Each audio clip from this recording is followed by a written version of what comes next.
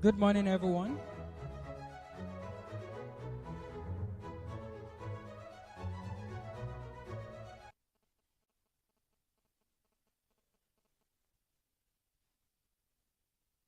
Please, if we are here for today's conference, you can come inside the hall. We are about to begin the event. First and foremost, I'd like to apologize on behalf of the LOC for starting the event a bit late. We tried to delay the time for the commencement of the program because most of the participants were not here as at 9 o'clock when we were supposed to have started the event. So, good morning once again to everyone. My name is Dr. Oladipo, and anchoring the event today with me is the PRO of the university, Margaret Innocent. Good morning. So you're welcome to the second International Scientific Conference of the Faculty of Applied Sciences of Koladaisi University. The theme of the conference, as you already might have read, is Bridging Academia, Industry, Society, Innovative Solutions for Society Sustainable Development. So, first and foremost, before we begin, we'd like to take the national anthem and also the university anthem. Please kindly stand up for the national anthem. Thank you.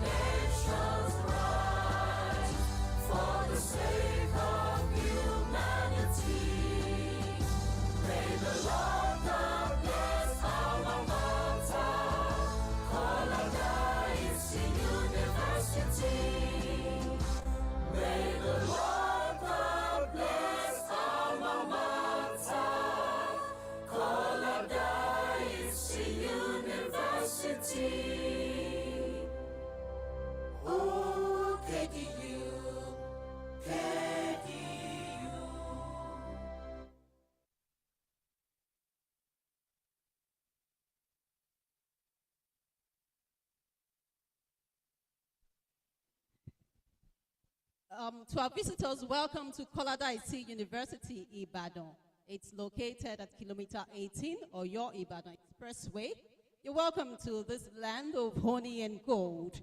I'm sure you will agree with me at the end of this conference or as we progress that it is a university to reckon with. Now, at the university, like it is in most prestigious universities, we have our board of trustees, we have our council members, the Senate and Congress and all of the members. We wouldn't begin to mention names, but it is important to recognize our dignitaries this morning. We'll begin with a member of council, His Royal Majesty, Oba Abiodun Koladaisi, the OC, Olubadan of Ibadan land. Your hands together, please.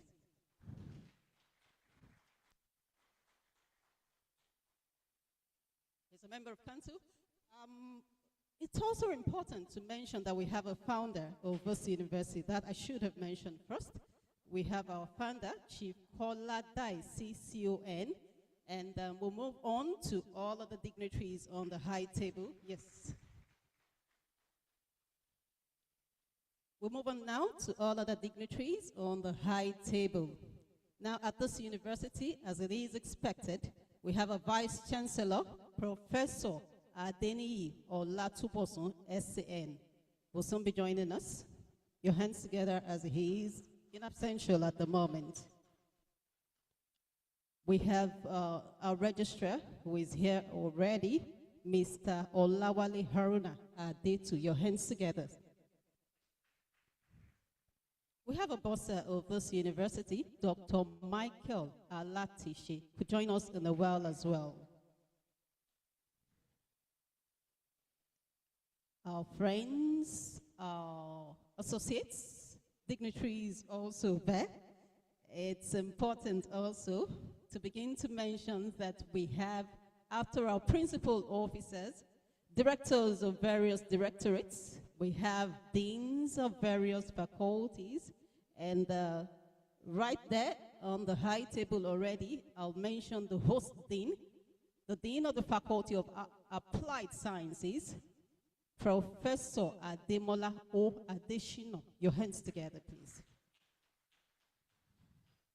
And then we have the dean of the Faculty of Arts, Management and Social Sciences, Professor Sekinat Kola Aderoju. Your hands together. Well, at this point, recognize the keynote speaker who is with us already. Please, you put your hands together for Professor Charles Oluwaseun Adetunji.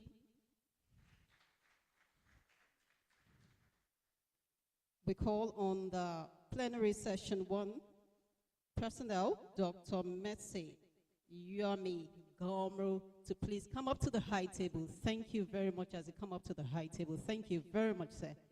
We'll progress to other parts of the program, like you already have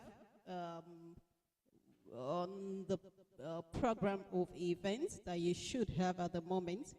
We've had the opening ceremony and welcome remarks will follow now. The welcome address will be done by the chairman, local organizing committee, Dr. Obi Ogunro. Dr. Obi Ogunro for the welcome remark. Thank you.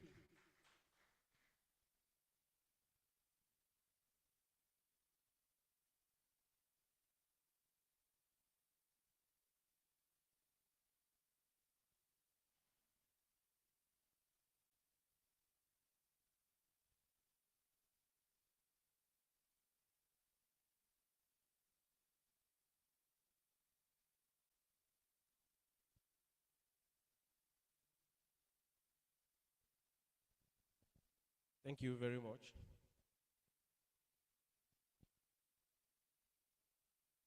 If you have the book of abstracts, my welcome address is found on page 10 of the book of abstracts. I'll be very brief with that. The Vice Chancellor in absentia and all other members of the management, the Royal Father of the Day, Abiyesi, the Osiolubade of Ibadan land, distinguished keynote speaker, Professor Charles Adetunji. You're welcome, sir. Esteemed members of the academic communities, the deans of faculty, I think I missed that, especially the dean of Faculty of Applied Sciences. I hope people in Faculty of Sciences will clap for our dean. Thank you, sir, our host. And the dean of Faculty of Management Sciences, you are welcome, sir. Our registrar, thank you so much, sir. Representative of industry and partner institutions, ladies and gentlemen, it is my great pleasure on behalf of the local organizing committee to welcome you all to the second International Scientific Conference of the Faculty of Applied Sciences, Koladaisi University, Ibadan.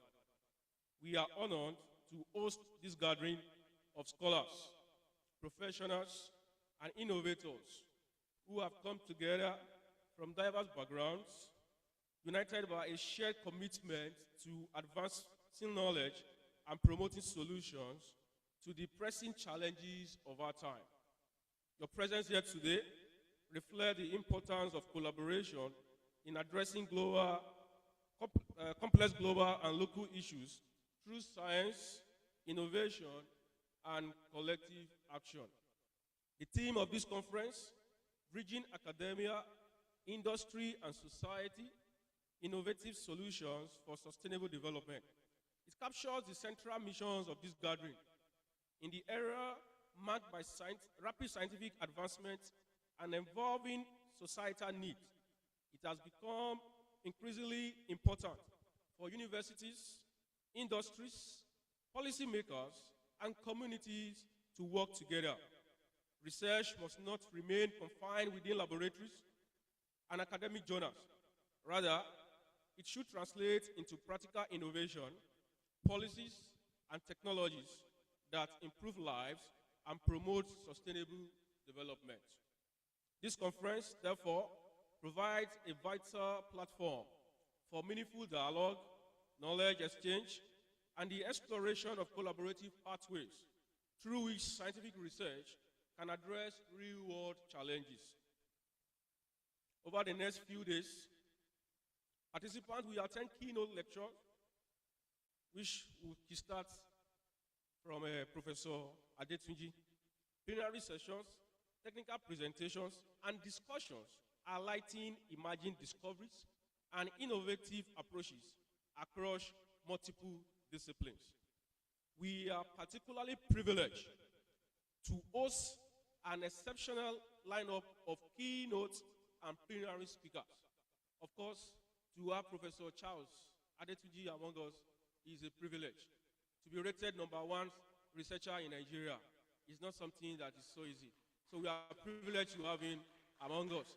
And so also Dr. Gumi from IITA is also among us this morning to give a plenary lectures.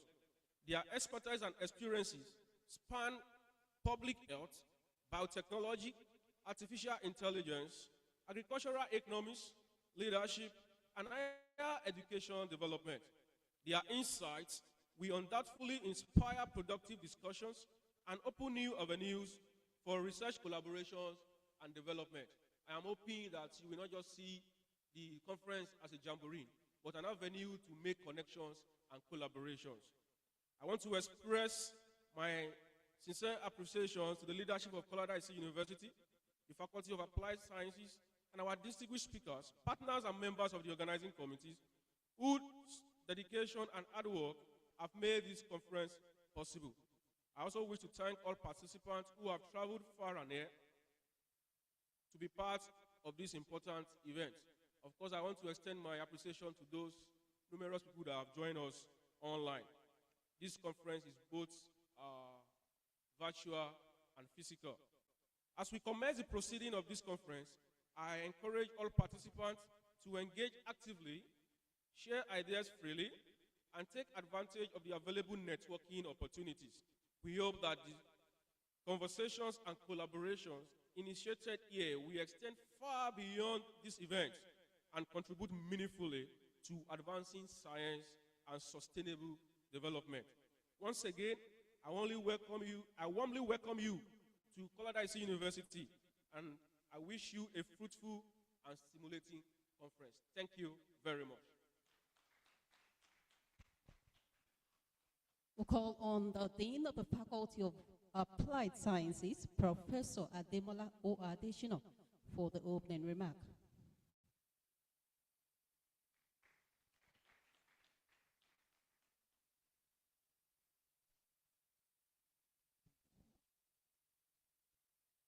Good morning, ladies and gentlemen.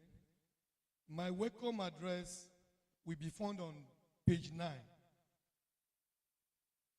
The Vice Chancellor of Colorado IC University, Professor Adeni Olatubosun, in absentia. The Royal Father of the Day is Royal Majesty Oba Abiodun Colorado IC, the Osi of Ibadan land,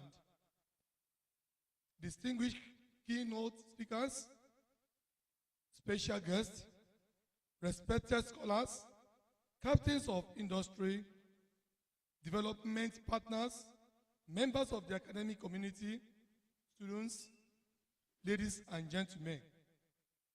It is with immense joy and gratitude that I warmly welcome you all to the second International Scientific Conference of the Faculty of Applied Sciences, Kolada IC University, Ibadan. On behalf of the faculty, I'm honored to welcome you all to this important gathering of brilliant minds and solution-driven leaders from across academia, industry, government, and society. Today marks another significant milestone in the journey of our faculty and our university as we continue to position ourselves as a hub for innovation, impactful research, and transformational leadership. This conference is more than an academic event. It is a strategic platform for generating ideas that can shape policies, transform industries, improve livelihoods, and create sustainable solutions for our world. The theme of this year's conference, Bridging Academia, Industry, and Society, Innovative Solutions for Sustainable Development, could not be more timely. We live in an area where global challenges are becoming increasingly complex. Climate change threatens ecosystems and livelihoods. Food insecurity continues to affect millions. Public health systems face enormous pressure. Technological disruptions are changing the nature of work, education, and human interaction. At the same time, communities everywhere are looking for institutions like ours for practical solutions. The question before us is simple, very profound. How do we ensure that the knowledge generated in our laboratories, in our classrooms and research centers move beyond academic journals and conference halls into real-world applications that benefit humanity? The answer lies in collaboration. University can no longer operate in isolation. Industry need research-driven innovation.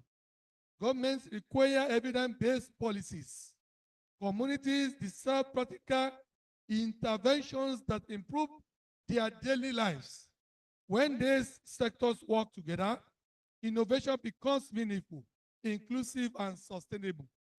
This is why this conference brings together experts across critical fields, including sustainable environmental management, biotechnology and health innovations, industrial and technological innovations, food security and agricultural innovations, energy and sustainable technologies, academia, industry collaboration, and technology transfer, applied sciences for societal development, emerging technologies and future innovations.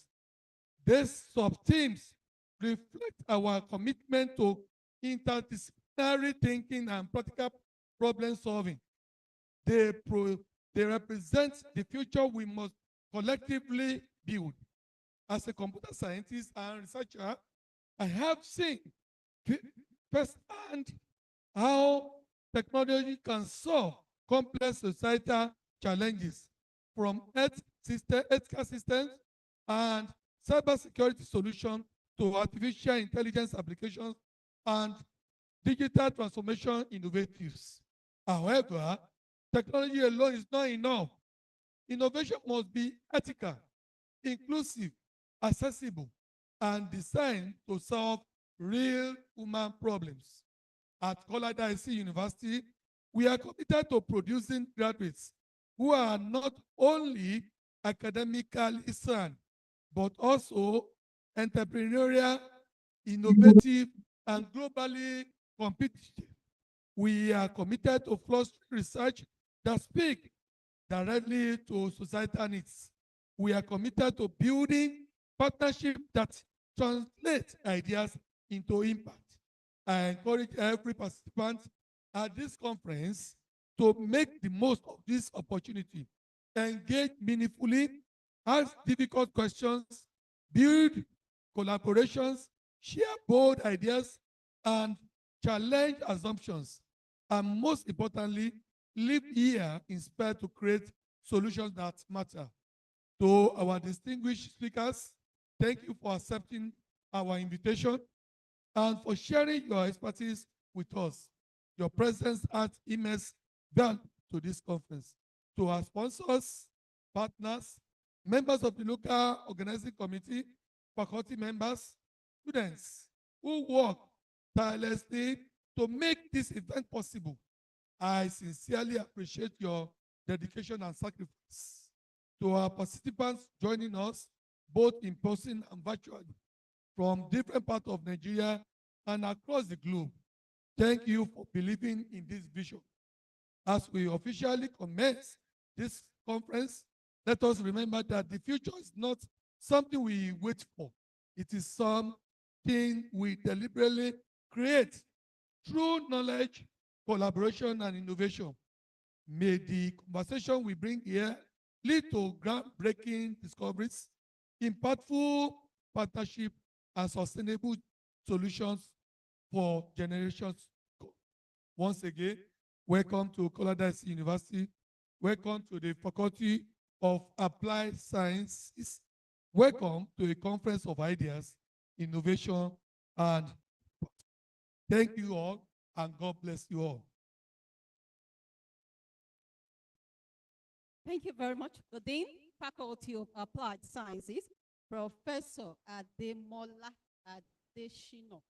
While he was giving the speech, the Director of Communication and Media of our university, Koladaisi University, Professor Jendele Hungo, stepped in. Your hands together for him, please. Now we'll call on our excellent registrar, Mr. Olawale Haruna Adetu, to give the official opening remark on behalf of the Vice Chancellor, Professor Adeniyi Olatubosun, SAN. Thank you.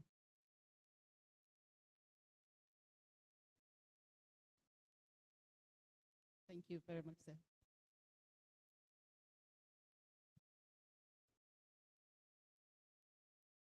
The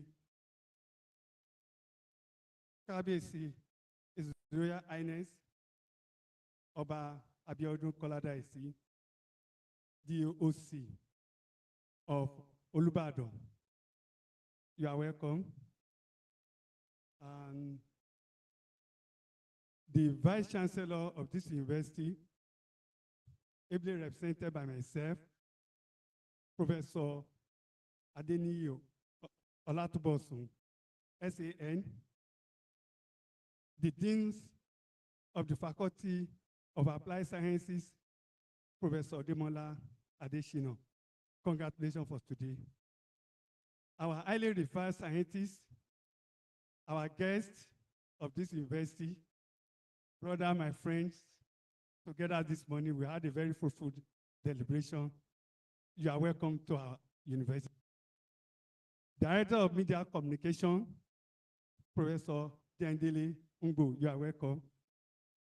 The Dean of Faculty of Arts, Management, and Social Sciences, my own dear sister, Professor Sekinot Kola Aderoju, you are welcome. I stand here to represent my Vice Chancellor and other principal officer to give this speech, even though I was not put in it, but I stand to represent the university. As you all know, the culture of the university is built on a 3 tripods: research, teaching, and community service. So what we're having and experiencing today is one of the core values of our academic system. Having a conferences that will lead to a very sustainable and research that both town and GAN will have experience of using for our growth. The themes of today have been highlighted in all the programs. We have programs that cross different phases of our nation development, sustainable energy. We all know what is going on in the global world today. I believe that this research, this conference rather, will provide a very lead way to the growth of our ODR system. On this note, I wish to encourage all the participants, both home and abroad, those who are physically present here, to feel free to engage individual or different sessions that may come up during these conferences, to have a very robust deliberation and engagement so that by the time we are heading this conference, we have a pathway that our nation can depend on. Once again, I welcome everyone to this program. Thank you very much.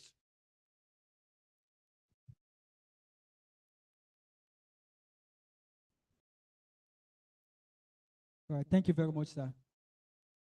The next on our program of event is the cultural group. Koladaisi University is located in a very strategic location. Beautiful. I'm sure those that are coming here for the first time can attest to that. I've met a number of people who praise the university and for how beautiful our campus is. So, to my, of course, to my south, with respect to where I'm positioned here, is the Hodoyo Empire, which is a center of rich historic heritage, the administrative center of the Hodoyo Empire. And to the north is Ibadan, the military command of the Hodoyo Empire. And in recognition of this unique historical heritage, allow me to usher in the Alakiton Cultural Group for them to give us a very rich cultural dance and also to lighten up the event before we start proper the event of the day.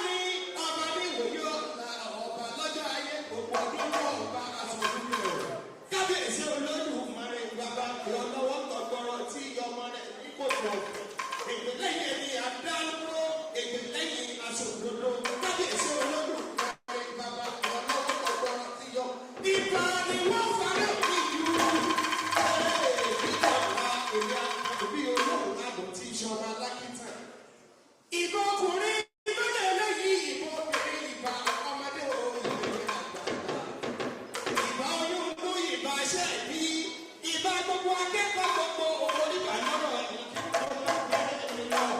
Ìbá kábíyèsí ọba Abíọ́dún. Ọmọ mi ṣe kábíyèsí ọba Abíọ́dún. Kábíyèsí ọba Abíọ́dún mo nípa orin mi tó máa ń lọ. Ṣé máa lọ ṣé kò ní sí ìyọnu ṣé kò ní sí kárámẹ́gù lọ́wọ́? Bàbá ti ní máa ń lọ kò ní sí ìyọnu.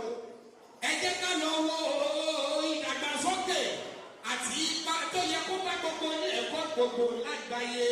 A ti mọ̀ pé ilé ẹ̀kọ́ níbi tá a ti ń wá ìmọ̀, ibi tá a ti ń jogún mọ̀, ibi tá a ti máa ṣiṣẹ́ ìwádìí gbogbo.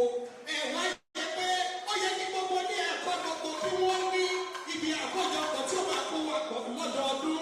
Ìlọ́jẹ́ kí wọ́n ètò eléyìí kó máa wáyé. A kí gbogbo òṣìṣẹ́ ẹ̀kọ́ lágbàá yìí sí.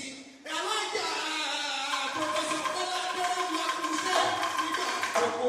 A kí gbogbo àwọn ènìyàn tí wọ́n ti péjọ láti Ìbàdàn láti Èkó tí wọ́n ti wá. Àtẹ̀yẹ tó wá látàwé ẹ̀ tó wá látàbújá gbogbo yín pátápátá mo kí ń wo lórí. Àdéhùn ẹ̀kọ́ ló yẹ káyé máa ṣe àgbẹ̀mẹ̀lò kájọ máa gbé àgbẹ̀dá fúnra wa. Nítorí pé bí ò bá sí ní ẹ̀kọ́, àwùjọ wa tẹ̀. Bí ò bá sí ní ẹ̀kọ́, kò sí nǹkan kan tí ń jẹ́ àgbáyé. Àwùjọ wa ti tẹ̀ pé mo bí ò bá ti sọ ní ẹ̀kọ́.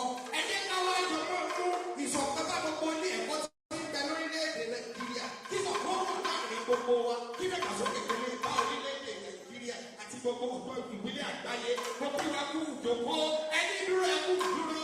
Èèyàn tó bẹ̀rẹ̀ ẹkú bẹ̀rẹ̀. Gbogbo èèyàn tó wá ẹkú àgbọ̀dìde. Ọ̀kan náà láàjọ máa ṣe. Ọ̀kan náà láàjọ máa ṣe. Gbogbo ilé ẹ̀kọ́ kí ni mo rí.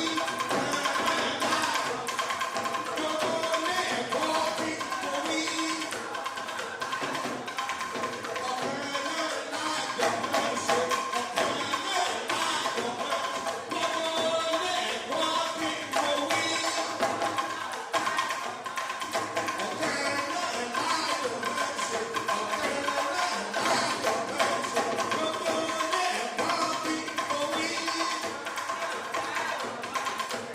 Bàbá Abíọ́dún, mo bá lọ́dọ̀ ìsìnkú nípa ẹ̀wọ̀n ìjọba ìbéèrè mi lọ. Bàbá akẹ́kọ̀ọ́ kẹ́kọ̀ọ́ bí olúkọ́kọ́ ti bá kẹ́kọ̀ọ́ bí olúkọ́kọ́ ti bọ́ kẹ́kọ̀ọ́ bí olúkọ́kọ́ ti bọ̀. Kẹ́kọ̀ọ́ bí àgbàkà ìdàgbà gbogbo owó tó bèrè ọ̀rọ̀ tó bẹ̀rẹ̀ jẹ́ bí abẹ́rẹ́ tí abẹ́rẹ́ wá jẹ́ kù bí ìwé ẹ̀sìn òsì bẹ̀ nílé yàrá àfẹ́sí. Ọba náà dúró wọ́n ní bá orí mi tó máa ń bẹ̀rẹ̀ mi lọ. Bàbá tó kẹ́kọ̀ọ́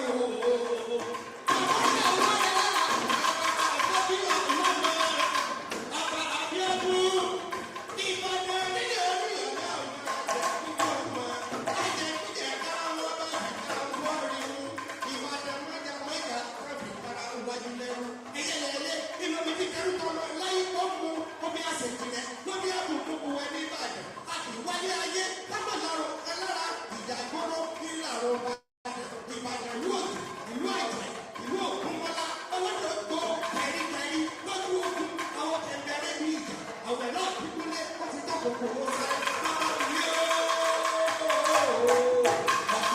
náà láàyò máa ṣe. Gbogbo ilé ẹ̀kọ́ ni mo wí. Bàbá mi yóò. Bàbá mo rí bá orin mi tó lọ bẹ̀rẹ̀ mi lọ. Bàbá kẹ́kọ̀ọ́ kẹ́kọ̀ọ́ kẹ́kọ̀ọ́ tó fẹ́ mọ́wọ́ mọ́rú. Kẹ́kẹ́rì kì í tó kù. Yàtọ̀ ayé ló tó máa dalẹ̀. Lágbára ẹlẹ́dùn. Bàbá mi ọba Abíọ́dún. Ẹyin lọ́mọ Ìbàdàn. Nílé Olúyọ̀lé ọmọ ajẹ́ pé ọ̀gára wọn ìkàrà gbogbo ọ̀rọ̀ Ìbàdàn ti ká sí. Wọ́n ti wá lélẹ̀ àwọn bàbá tó lóye lọ́mọ.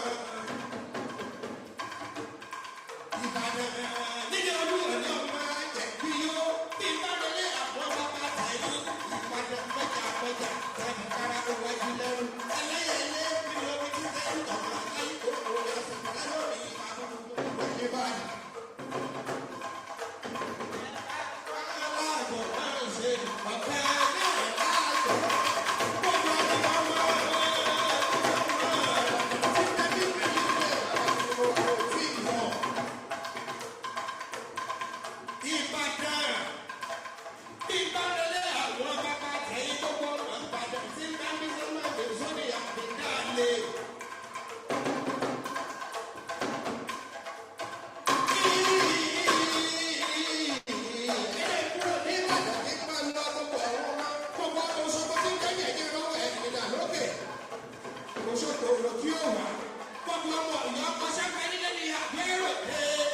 Gbogbo ọmọ Àkúrẹ́ ṣẹ́gbẹ́ nínú lẹ́yìn àbẹ̀ròde gbogbo ọmọ Ìbàdàn ó ti lẹ́yìn àwọn bàbá kọ́ máa ṣáájú wọ́n ṣẹ́gbẹ́ nínú lẹ́yìn ìbàdàn. Àdí ọlọ́mọ ìjẹun kẹ́sì mọ́ ọlọ́mọ ọ̀gá ọdún èyí onílé ọlọ́mọ ìjẹun kẹ́sì mọ́.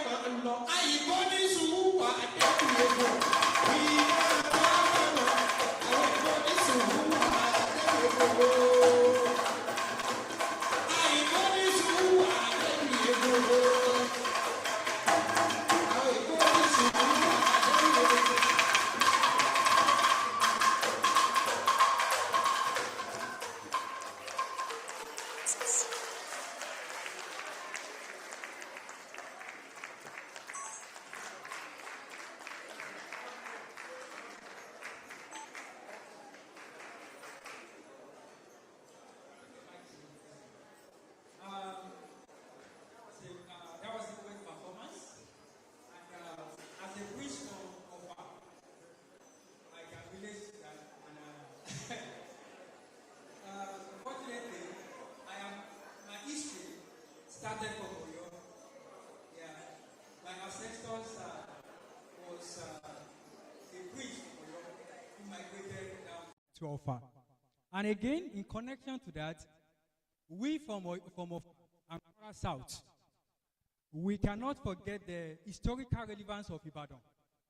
Because without the warriors from Ibadan, we will be having emirs instead of obas in Kwara South, including Ofa, my hometown, where I am a prince. That means I would not have had the title of a prince for the Ibadan people. So on this note, allow me to give the microphone to Kabiesi, the OC, Olubadan of Ibadan land. Kabiesi, who will be giving us a goodwill message to open the event. Thank you very much, sir. Thank you, Dr. Mumuni. Good morning, ladies and gentlemen, and students of KDU. Before I go far, the cultural troupe that just entertained us, are they still here? They're outside. Please call them.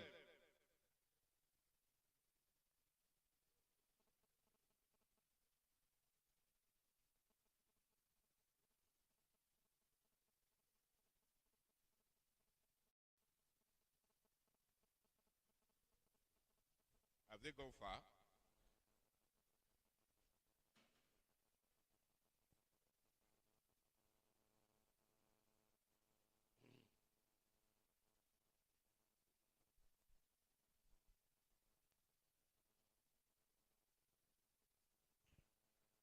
You're welcome. I just want to appreciate that that was a very lovely performance. It was unexpected, but a very, very nice surprise. I will send something to you before you go. Please let us all give them a standing ovation for that performance. I will also take your address and contact. I like the performance. You can all agree that they all woke us up for this stimulating lecture that we're going to listen to. Thank you very much.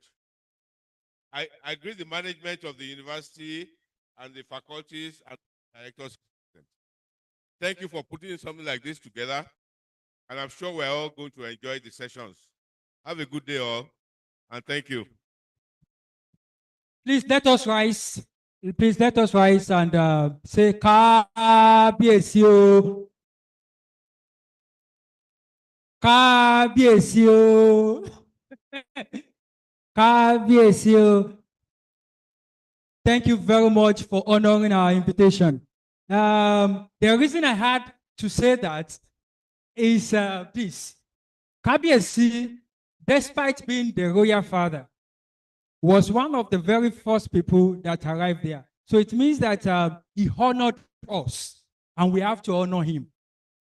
Please say Kabiesi again one more time. So now, the next on our program of events is one of the business of the day, is the keynote address. And the citation of the keynote speaker will be recited by Mr. Solomon. Allow me to pardon me, Professor Charles Oluwaseun Adetunji. With due respect, can you remain on standing, sir? Please, a round of applause for Professor. So now I will invite Mr. Solomon to take the citation of the keynote speaker. Thank you very much. The brief citation of our dear great professor is on page 13 of the book of abstracts. Believing we are all there, Professor Charles Oluwaseun Adetuji is a professor of microbiology in the Faculty of Science, Edo State University, Ezure, Edo State, Nigeria. He currently serves as the Deputy Vice Chancellor of the Federal University of Agriculture and Development Studies, Iragbiji, Fudaisi, Osun State, Nigeria, and as Director of Research and Innovation at Edo State, Nigeria. He previously served as Acting Director of Intellectual Property and Technology Transfer, Head of Department of Microbiology, Subdean, and Dean of the Faculty of Science. Professor Adetuji began his professional career at the Nigerian Store Product Research Institute, NSPRI, Ilorin, where he rose from research officer 2 to principal scientist. During this period, he contributed significantly to food safety research, functional food development, shelf life improvement technologies, and the control of foodborne pathogens. He later joined Landmark University, Omuaran, where he continued his research and his teaching and research activities in microbiology and biotechnology. He has also served as a visiting fellow at the Hebrew University of Jerusalem, Israel, in the field of food safety, and at the Wageningen Center for Development and Innovation in the Netherlands. He is a fellow of the Royal Society of Biology, United Kingdom, the Biotechnology Society of Nigeria, the Nigerian Young Academy, and the Nigerian Society for Microbiology. He is also an affiliate member of the African Academy of Sciences. Professor Adetuji holds several visiting professorships and academic appointments within and outside Nigeria, including at Precious Cornerstone University, Trinity University, the Federal University of Technology, Abeokuta, National Open University of Nigeria, and the University of Johannesburg, South Africa.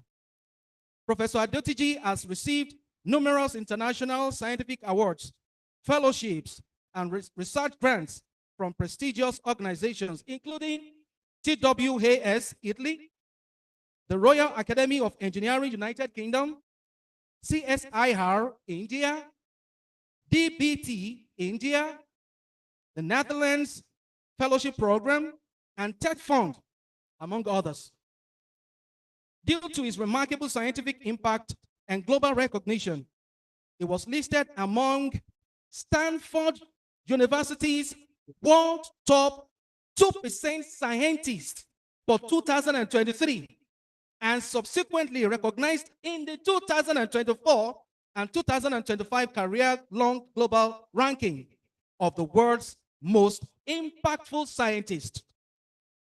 An exceptionally prolific scholar, Professor Adetuji has authored over 900 scholarly publications, including books, book chapters, scientific articles, patents, and conference proceedings. His works have appeared in highly rated international journals, including Nature Medicine and the Lancet. Elsevier Scopus has also recognized him as one of the most prolific and impactful authors in Africa in the fields of biological sciences and agricultural sciences. Professor Adetuji has participated in over 100 international conferences and scientific workshops across several continents as a keynote speaker, plenary speaker, invited speaker, panelist, and scientific session chair. He currently serves as a reviewer for numerous international scientific journals, including journals within the Nature portfolio. He is also actively involved in several professional and scientific leadership positions at the national and international levels. He currently serves as president and chairman of the Governing Council of the Nigerian Bioinformatics and Genomics Network Society.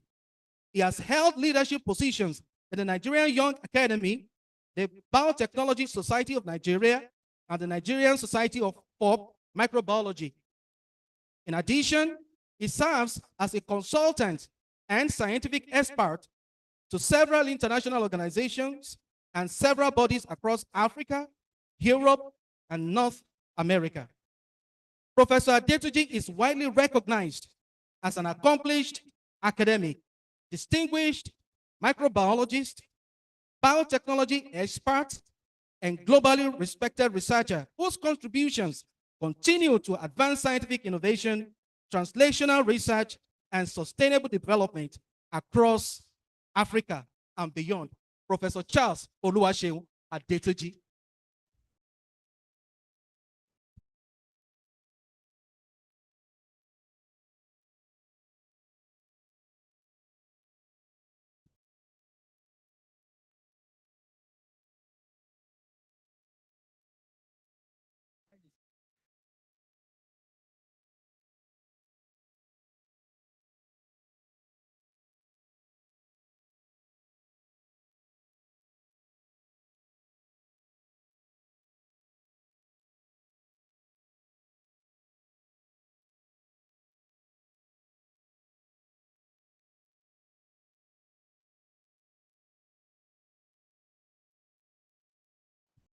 Good morning, everyone. Good morning, everyone. Let me say to God alone be all the glory. I want to thank the man that read the citation. Thank you, Prof. I'm very grateful. Ìbà Elédùmarè, ìbà Ọlọ́run Ọba. To God alone be all the glory. I give it to God. And to appreciate Kábíyèsí. Kádé ó pẹ́ lórí o, kírúpẹ̀ rẹ̀ pẹ́ lọ́wọ́. I want to appreciate the Vice Chancellor, the Registrar, all the professors on high table. I recognize you, sir, ma. Distinguished professors and erudite scholar. It's highly encouraging and impressive to be in one of the best. I want to greet all of you. Can you tell your neighbor, welcome to the arena of billionaires?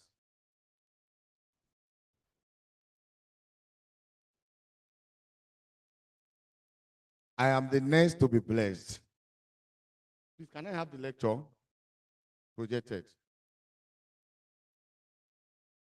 So this morning, I will be giving out something about technology innovation for sustainable industrial and environmental development. Oh, can I have it? Because I want people to, okay, it's coming out, okay.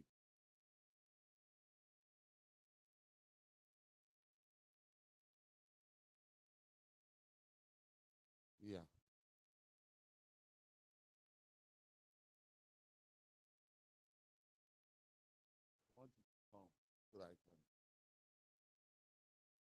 Is it not working? Okay, can I have the code?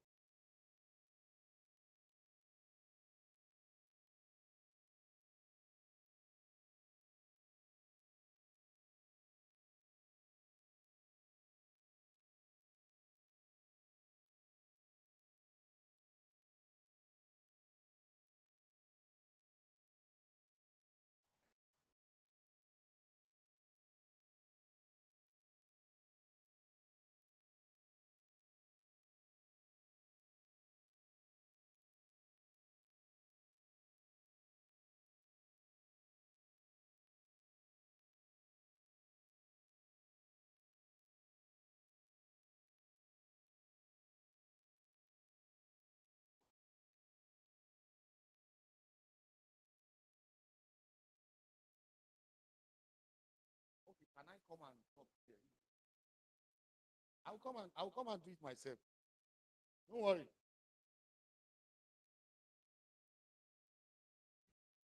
If it's not working, don't worry. Let me come and talk from here. Yeah. Since it's not working. No, no, no problem.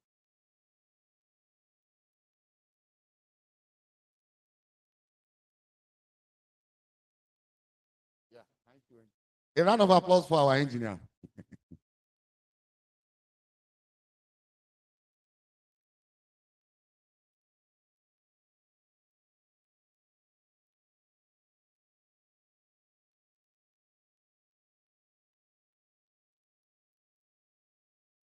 Is it working?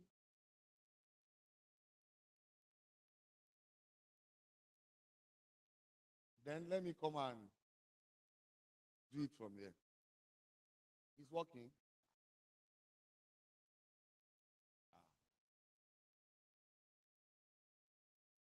It won't make me to present well. No. It's not going to work. It's not perfect.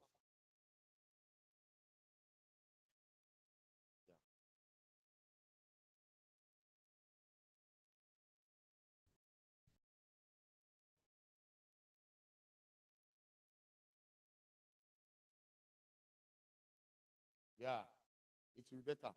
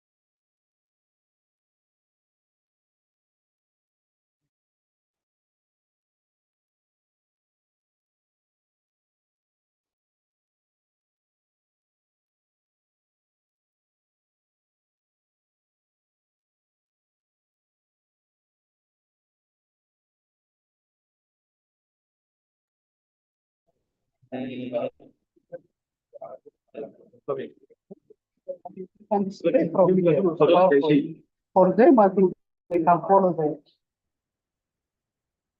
is on the PowerPoint. Is displayed on Zoom. Yeah, I'm saying why not to avoid the screen? Let's explain. That's what I tried to do. Let's say come so that we are here, we are able to see the screen, right? Then you will now follow the pace of what is presenting to give those that are online.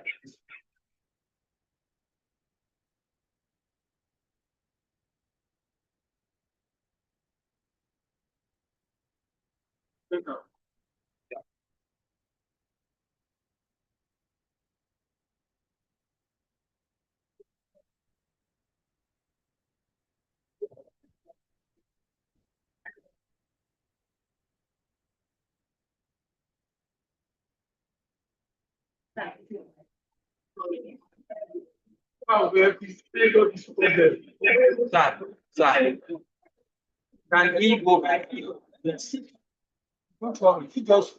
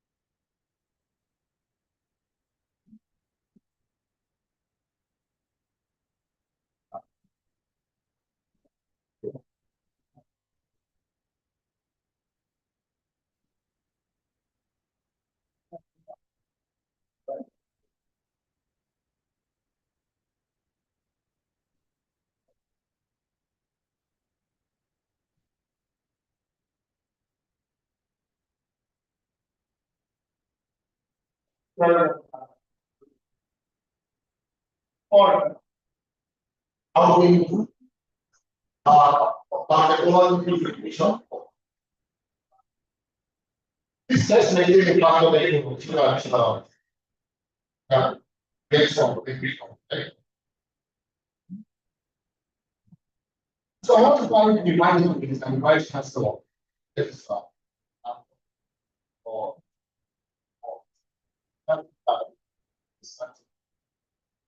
so probably because what we have to be that lead us to society and produce innovative solutions.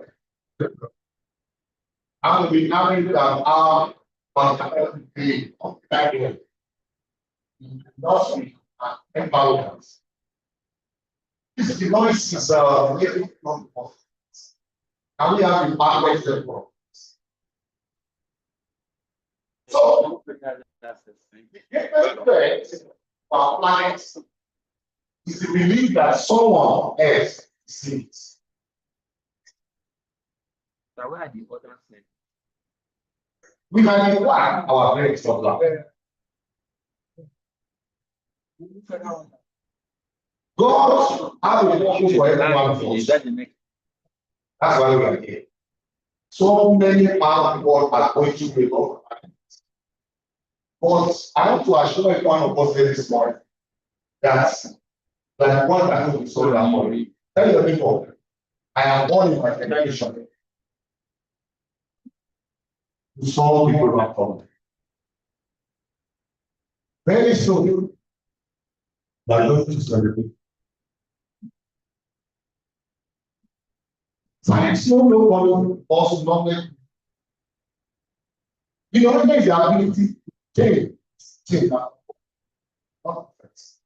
The people are always going to my problem. The statement says that to me. The world was not born here. The world born well strong, well committed.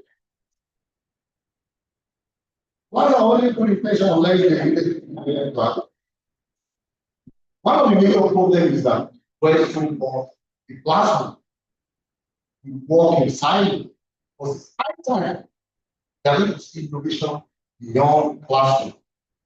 Now, when we start need to really work very bad, I want to question for us.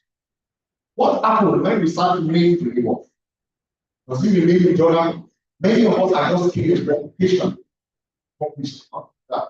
How many of our community are engaged in producing our research? How many of our research is going to agree us? Any research you agree that cannot be commercialized is not what it is. Any research that community cannot stand up and clap for you that you exist does not want it. Does this solve a problem? I'm going to show us some slides when I was giving some of my lectures some years ago. Where that one came, I was shocked. See over 10,000 people seated, a very big wrong. Does your research make impact? Have you made billions of dollars for your research? Can it create job? Can it transform community? When your community leader cannot talk about your research impact, you don't know what it is. How many brilliant works? Many of our distinguished professors have done a lot of many of us have done a lot of work. We share the life that can transform the brain. A lot of that are human start. 80% was academic level program. Anything you are doing that cannot be covered by yourself. Until when industry, university and research come together, that's how I can make progress. We start with our application with a base support. University must now move from computation theory to impact theory. When we start becoming relevant, what changes?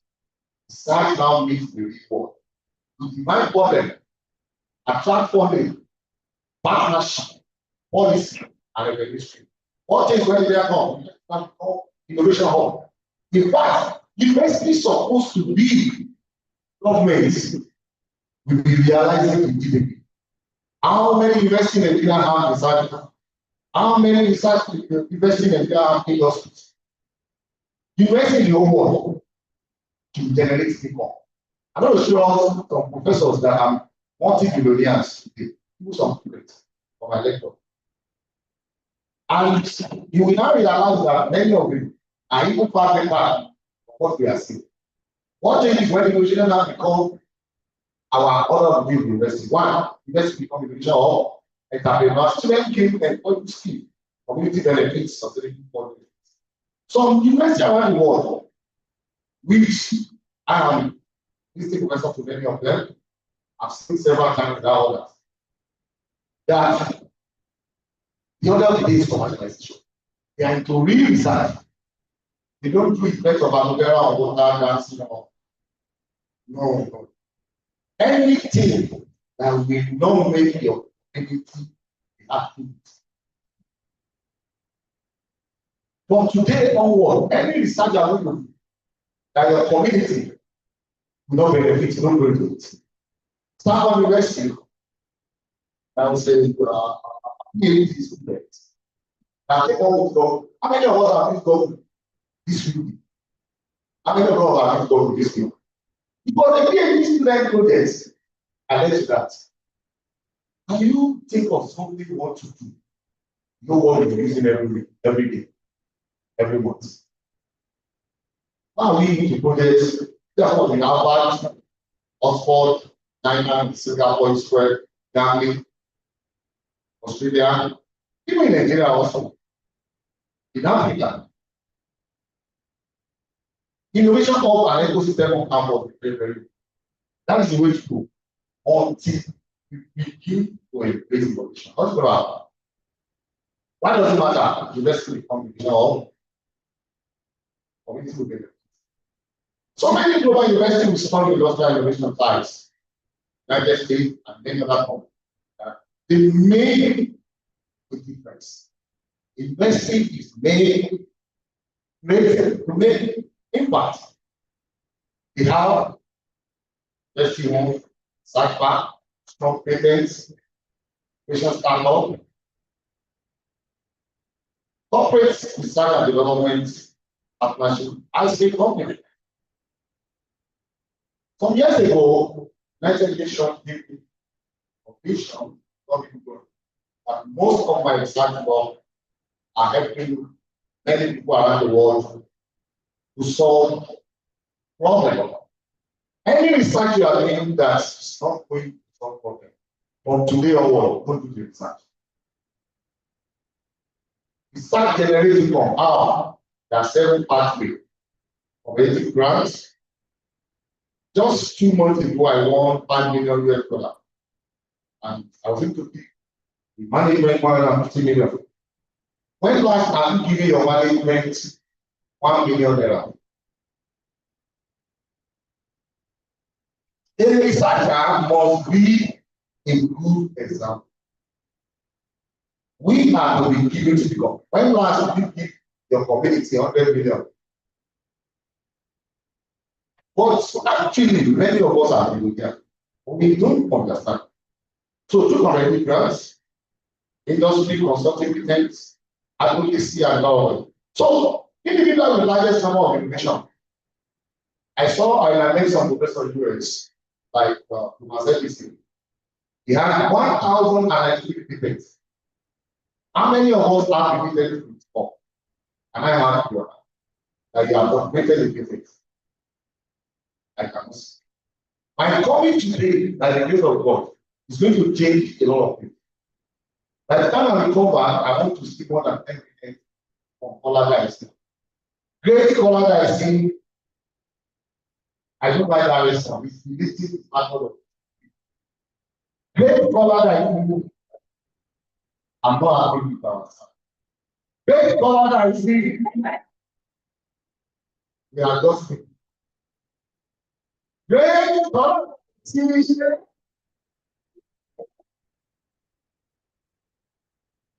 go to Japan, I met a man. Sir. Okay, sir. Let's want to. I said, we have presented this university, won by Dr. Kari. But we need to. When I got to Japan, I saw a man that had 11,000 patents. This professor, Professor Yamazaki. Also in Australia, I saw somebody that had 5,000 and so on and so forth.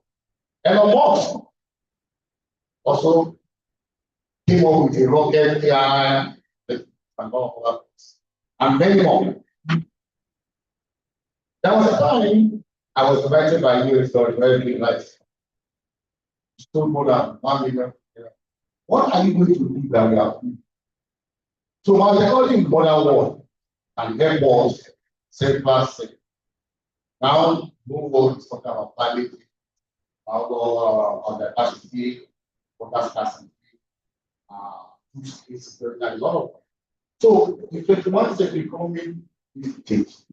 There was a video I saw some time ago where taking a wall of fire to show the level of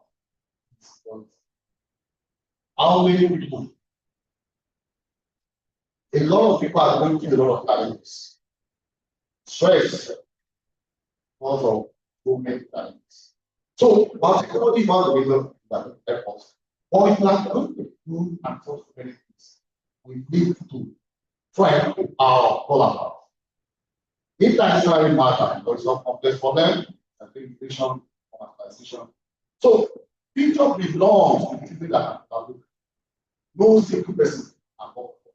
So we are talking about SharePoint space. The 9 how many problems have solved? So in some countries, our technology are to raise about $1 trillion. So what you must take away today is that you must become an entrepreneur. What are you going to do before retirement? What's that product? What's that idea? Let's give us some of the words. So economy and entrepreneurship. Most importantly, is one of the important slides. From laboratory to industry, from innovation to commercialization, from discovery to economic impact. University must become a hub. The center of excellence where a lot of challenges to be solved. So ethics, policy, regulation must also be clear. So innovation without ethics and policy is just like that. So Africa faces a lot of challenges. Not that we are supposed to mind them. We are here to make something. But how many governments have come to help us? Individuals are trying. A lot of people have to go to cooperative. Lack of money. Lack of that syndrome is very good. As we are talking now, so many people are planning Japan. 2 of us. So many people are even thinking of the next step how to resolve family challenges. So we need Africa has a lot of brilliance. We have a lot. We might be glad about what is but how many investors? Commercialization is another thing. Now, what do you do? From lab to market, like without commercialization. Any research there, whether it's just science, whether that is not good. Like, so, and then you have your local play, have a discovery, new innovation, all of that comes from. Role of industry. How many of us have invited industries or collaboration before consolidation of ideas? That's why it's not working. Now, academia, industry, innovation ecosystem. Until we collaborate, to allow us to have more capital and doing. There's a difference between moving fast and moving far. Many of us, when last time, model of collaboration, function, research, mentor, private, innovation hub, and many others. Here is our technology transfer office. And we manage our patents, licensing, capital, investments, and a lot of other money. Intellectual property.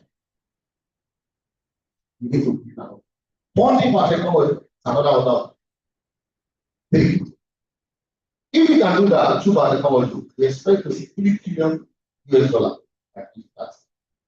Major commercialization challenge like that. So it's not that we have not done well.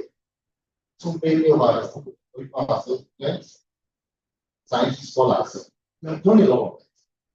But we don't now translate research. Until we embrace transitional research, what is it? So the great constitution to people, education ecosystem. Until we do that, I'm going to talk about island parties during COVID-19.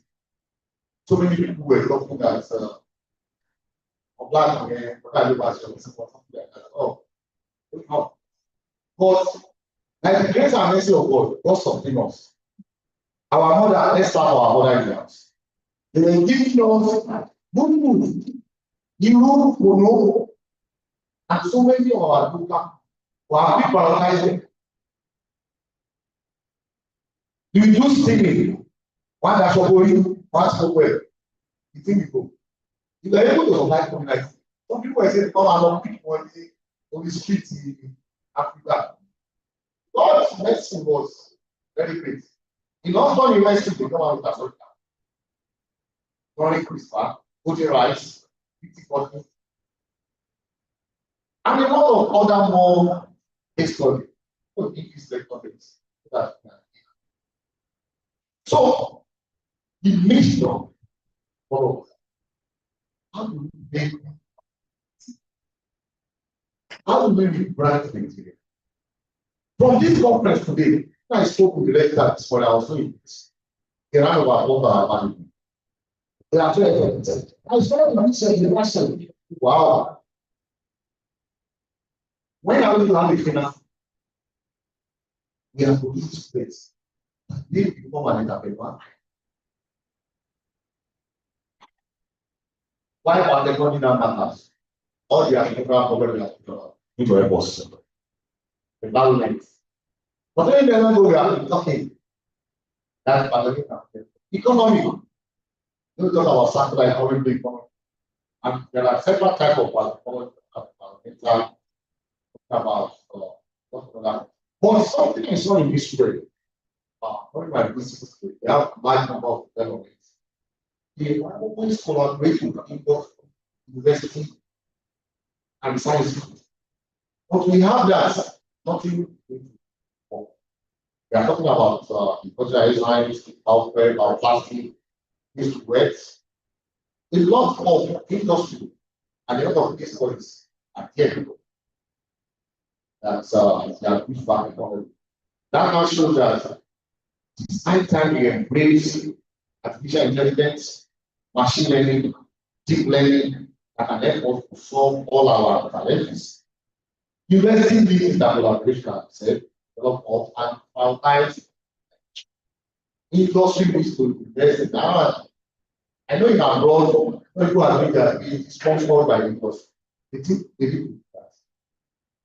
Society needs to support some people products.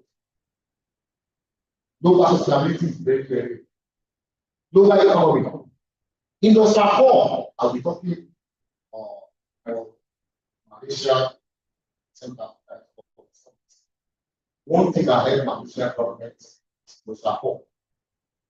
Talking about big data robots. And global concept, I hear a lot of that report. So a lot of benefits here. When we talk about security, public health, level of and poverty, many more. Policy is a key thing.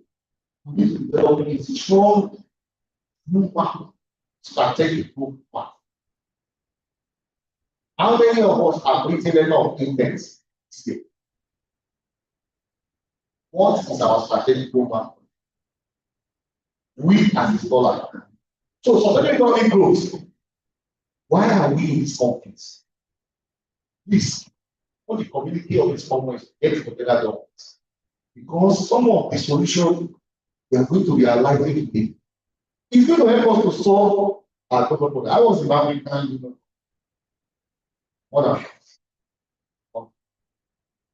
The same thing, I will repeat it. Let the community of this conference get together. So that when we come back to apologize.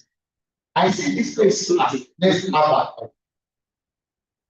I see this place as the next help. Like this of yours. See that very young people, they are not happy with this thing. By the time I begin to show us, I'm not happy my lecture, I'm just preparing us. I'm just preparing us, I'm not happy. Why is that economy very important? The imagine influence is 1 trillion. Some universities make 1 trillion, 1 billion.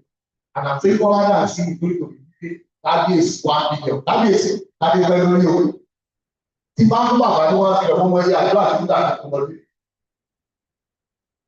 You raise it better than anything else by you.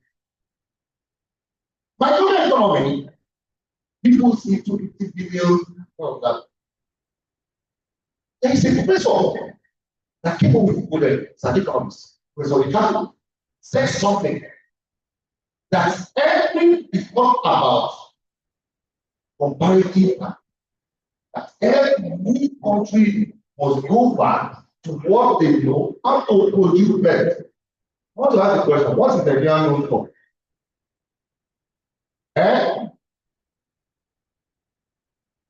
Agriculture. But yes, I agree with you. They are no agriculture. But the one we discover oil, we all forgot and we are not good. So, this commodity that is great. Now, what do we actually know for that? Giving us up to $1 billion every month. So he says there's a drive forward by economy. Require that we should focus on what's people. So he came up with a target model.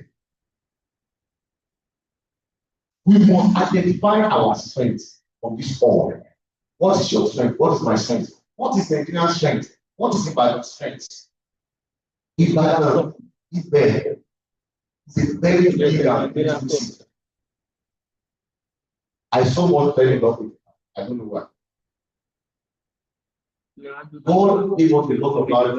I was saying when I was coming from Abuja, not of outside aspect. What are we doing? We can't do the can help us. They have been talking about sustainability. How many of you are here? You now have by economy. Now let me talk about something I saw. When I was in Ghana, I don't like money, but I like what money can. I met a professor, Professor Peter. He's one of the most recent professors in the whole campus. Like one of the carrying by we are taking last one. I didn't went to the DC. You sorry for me, you values of it, whatever I did go. Please take my lab because Terry lab. Oh, the next thing was the local university. We are taking lab this way. We canvas in the war. The body you know what was fast all over the you buy. But tomorrow I will buy. I just take my lab to this book. And you oh, let me know you already take you. And begin to engage with them. Says, there is a house, there are secrets in life. Somebody said there are secrets to life. You need to get secrets. If we go by life, open on them, people are going there, go the back, them people are going there, go the Lord, these are going there, go the back, one thing you must know is that there is nobody that is sorry. You can't hear me. That is the book of life. I call it. After I'm talking about 15 years ago, all these employers. If we realize 7,000 euros every day. 7,000 euros. As of today, is how much? How much is 7,000? 40 million. 14 times 365 days. How much? When I was doing all that, I didn't become enough. Just said that I was like, I think that I'm not very I'm just walking up. So this guy made me one. When I came to them, all of what I knew about it, the guy invited us. It's real. Science is real. When you are doing it right. It was not all I was talking about. What was saying? Since when we discover oil, now the problem was prayer. The problem started now because of this, because of talent. But it's a lot of stress. When we were doing agriculture, people want to know us. Nigeria. What is our export rate? Are we still doing it? How many cattle? The airport now was coming, I saw it very quickly. If I should pull up like 10 cattle, 20 cattle, it would last you out. They were doing $1 some of what. Something needs to be done. From this conference, I see a village. I see a new Ibadan. I see a new Oyo State. And I see a new color that I see. As a center of excellence. I was invited by the Senate President to advocate some talents. And many of us people communicate with government. And what later. You don't need 1,000 words, just 200 words and take the word. But it's in fact. I was in Germany as a consultant to advocate on curriculum. I discovered that all of you people here, they are the kind of generation that are going to generate this generation, this generating period. You are the kind of generation that are going to generate this generation in this generating period of generating generals that will become an informal generals. We might lack our own stopper. All the ideas are only go to one very poor, so poor. What we need 20 minutes, what is 1 hour? 1 hour, what is 1 hour 30 minutes? Tell your partner you are going to celebrate with you. I was in G20 summit representing the whole Africa. I saw a lot of things, how so many things. But I see grace and mercy of God speaking for us. I see God taking this our phone. I begin to see how people are not making t-shirts for plastic water. Yes, they are making t-shirts for plastic water. What are we doing with all our plastic water? I am not possibly not about the project. They are making t-shirts. Now, innovation, sustainability, environment. Because before I saw it in my mission. One of us were invited, somebody from America. I saw that they are doing it all. When I was in one meeting, I had to change my lab also. And now begin to see people all start changing. I saw our choir. They are better than black people. It's not a mistake. People start changing this week. They are standard. But man of our laws, panda. I told you this. That's what happened. But government and so many other people are. When I got to Nigeria, I don't like money, but I like all money. I now begin to see how they are now making it sharp, job on sharp. I for you, I will not even participate in my application. If I want to do the I don't sorry. I like that good. Cocoa pot is not going to go with I saw it in Saudi Arabia. But they are easy to make the companies. Not of other things. There was a man I saw one day. One year he has a machine, little machine for it. That's why you're not and sell you $1,000, $2,000. All the bullshit we have around, what are we calling it? After the other cannot see them. Again, that we have everywhere. One surprised me. We produce a lot of milk. All these people are big. They are not going to waste milk shirts. I saw something. I was talking, one of my popular friend. That one kid came. I begin to relate with them. I do better about. People said, he said, students, lecturers, they were coming to advocate something and they are taking it to their community and it's working. They come and they all came, many of them came to advocate and listen to all of us. That's what I'm talking about community. When is your community going to gather inside? Very soon. Very soon. I saw something in December. I was giving the most distinguished professor of biology in December. When I got here to receive my award, I saw undergraduate student that is a multi-millionaire. So I was shocked and curious. That's why I said that I'm just collecting that only. This is the boy, Israel. It's from Bangladesh. They produce tomato leaves now. And in essence, production is not our problem.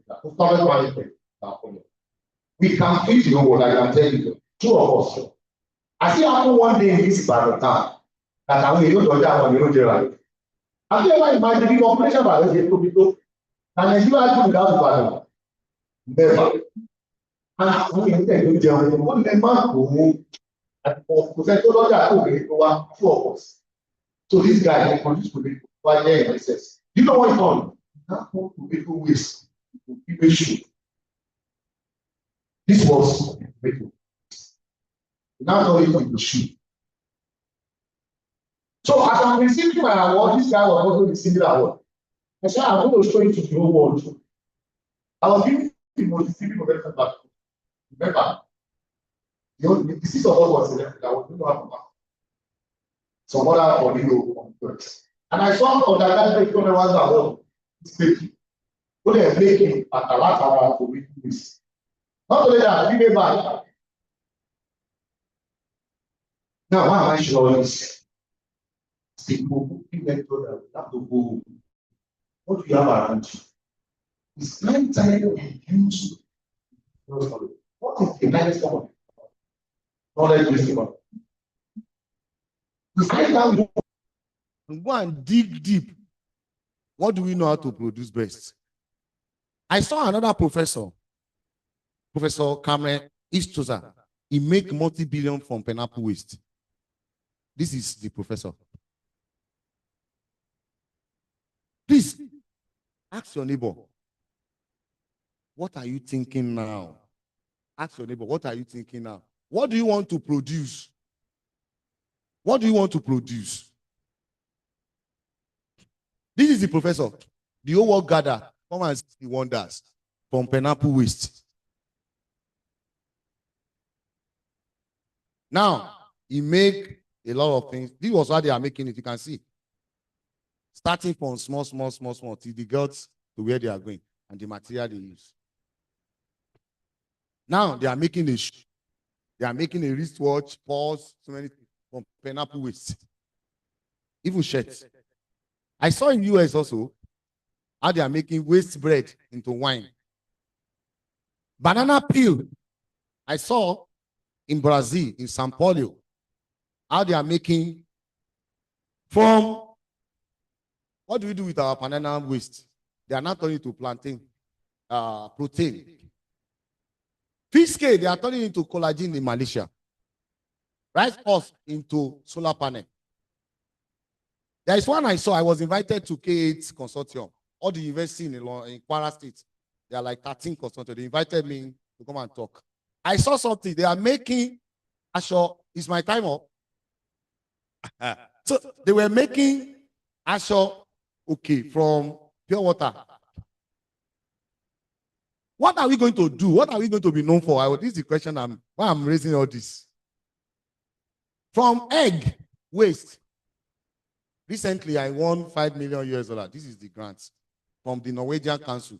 144 people applied. I'm the only one selected from Africa. To God be the glory. And with clap to God, it's not for me. So when I was saying the people we think is a joke, it's not a joke. Anything I'm saying here is real. I have to give my management 150 million. That award letter you can see from here. Recently, some years ago, I made human bone from egg waste. How did I got it? Táwọn èèyàn bá dá lẹ́sẹ̀, wọ́n á gbé wọn lọ sọ́dọ̀ àwọn Fúlàní, ọ̀dọ̀ àwọn Haúsá. Wọ́n mú ẹsẹ̀ adìyẹ, wọ́n á fi ṣe all those kind of things. We need to go back to tradition. Until we go back to tradition, kò sí nǹkan tó máa ṣẹlẹ̀, ẹ jẹ́ ká má tara wa. When last did you go to our forefather, you see they will store yam for 2 years, kò ní bàjẹ́. That's a discovery I made that make orange to last for 2 years. I'm going to show us. I was invited by some of these countries. So when are we going to do all those kind of things in order to solve the global problem?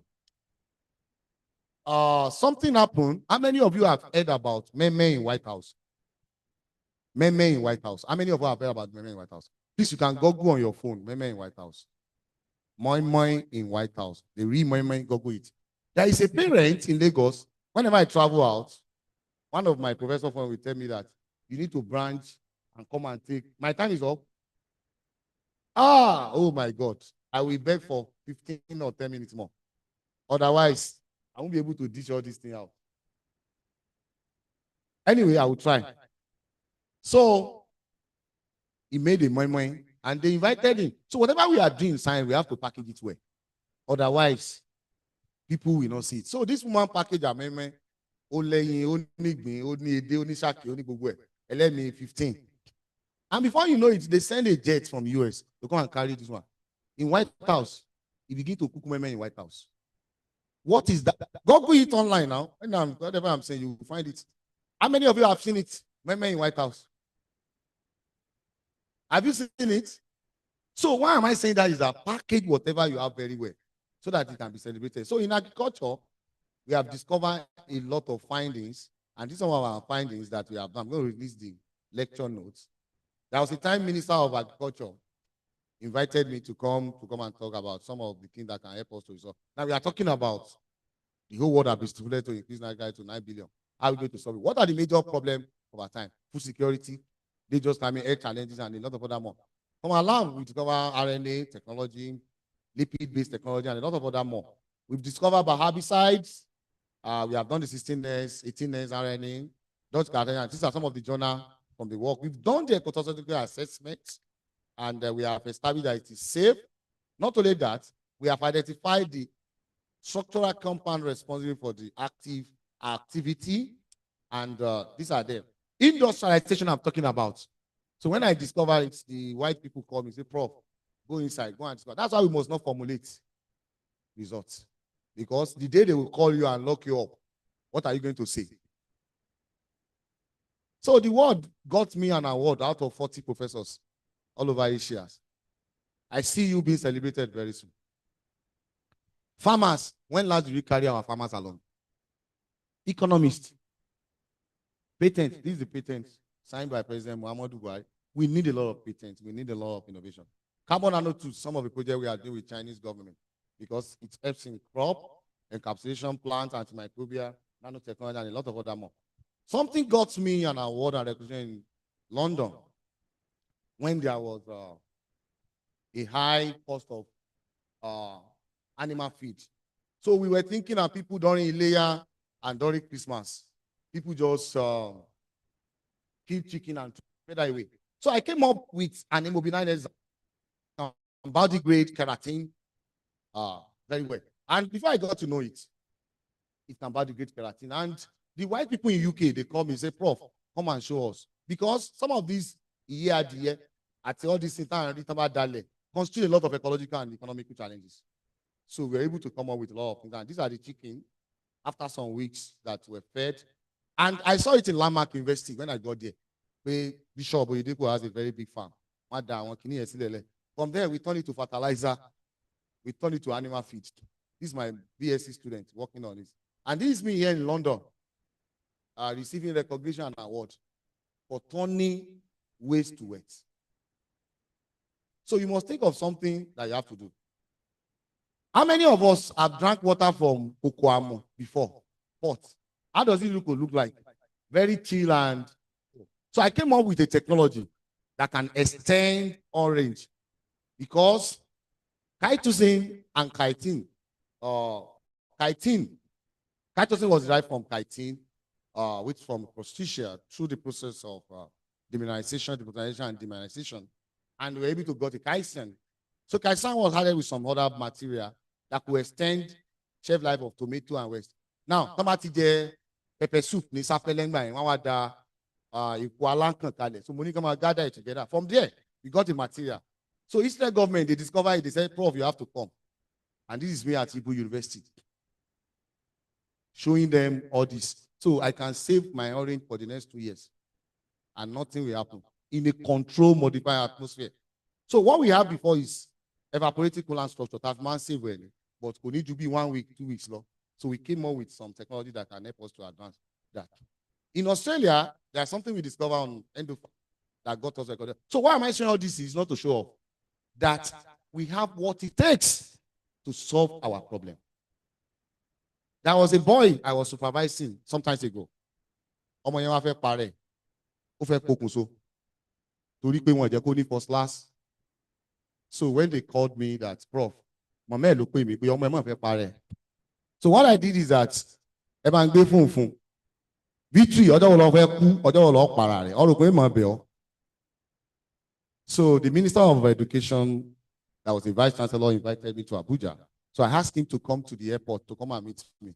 So there is a boy in their class. Oh, it doesn't concern me, but you will change one day. Oh, so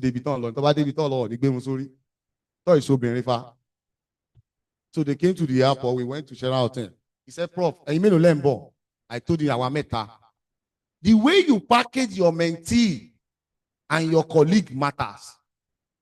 So I called the Honorable Minister. I said, they are assistant professors.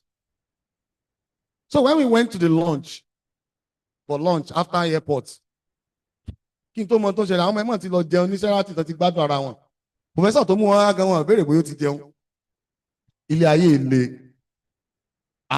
when he got to night, if you might do after siesta.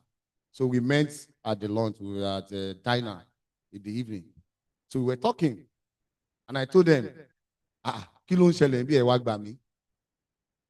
before I got to know, we got to the conference, I received a plaque, an award, and a lot of other things. And do you know, they gave them 250,000. I was giving 1.something million. I think 1.5 as at 3-4 years ago, as a keynote speaker. So they now brought the money, Prof. I need 250, 250. What did I want to do with your money? It's your money. Even my own, go and save it. I don't travel with money. Before they came back, guess what I discovered? Ọmọ tó ní irun dàda lórí ti lọ gé irun orí ẹ̀. Ọmọ tó ń ṣe ságìn, ó ti wọ native dress tó fi fìlà sí. Ṣé kábíyèsí ni ó ní àbí kí ló ṣẹlẹ̀ báyìí dọ́ọ̀dà ó fi lẹ̀. Assistant professor, all assistant professor ló. The way you package your colleagues matters a lot. Some people want to leave school because you are the dean, because you are the HOD, because you are a senior professor.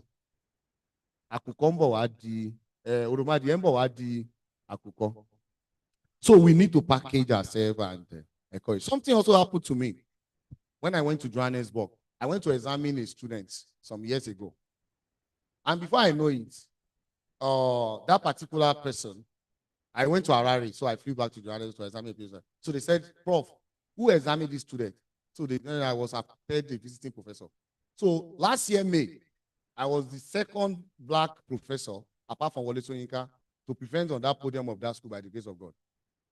So after lunch, a professor, somebody, a doctor, ran to me and said, Prof, why am I assuming the professor on screen? Oh, what's me?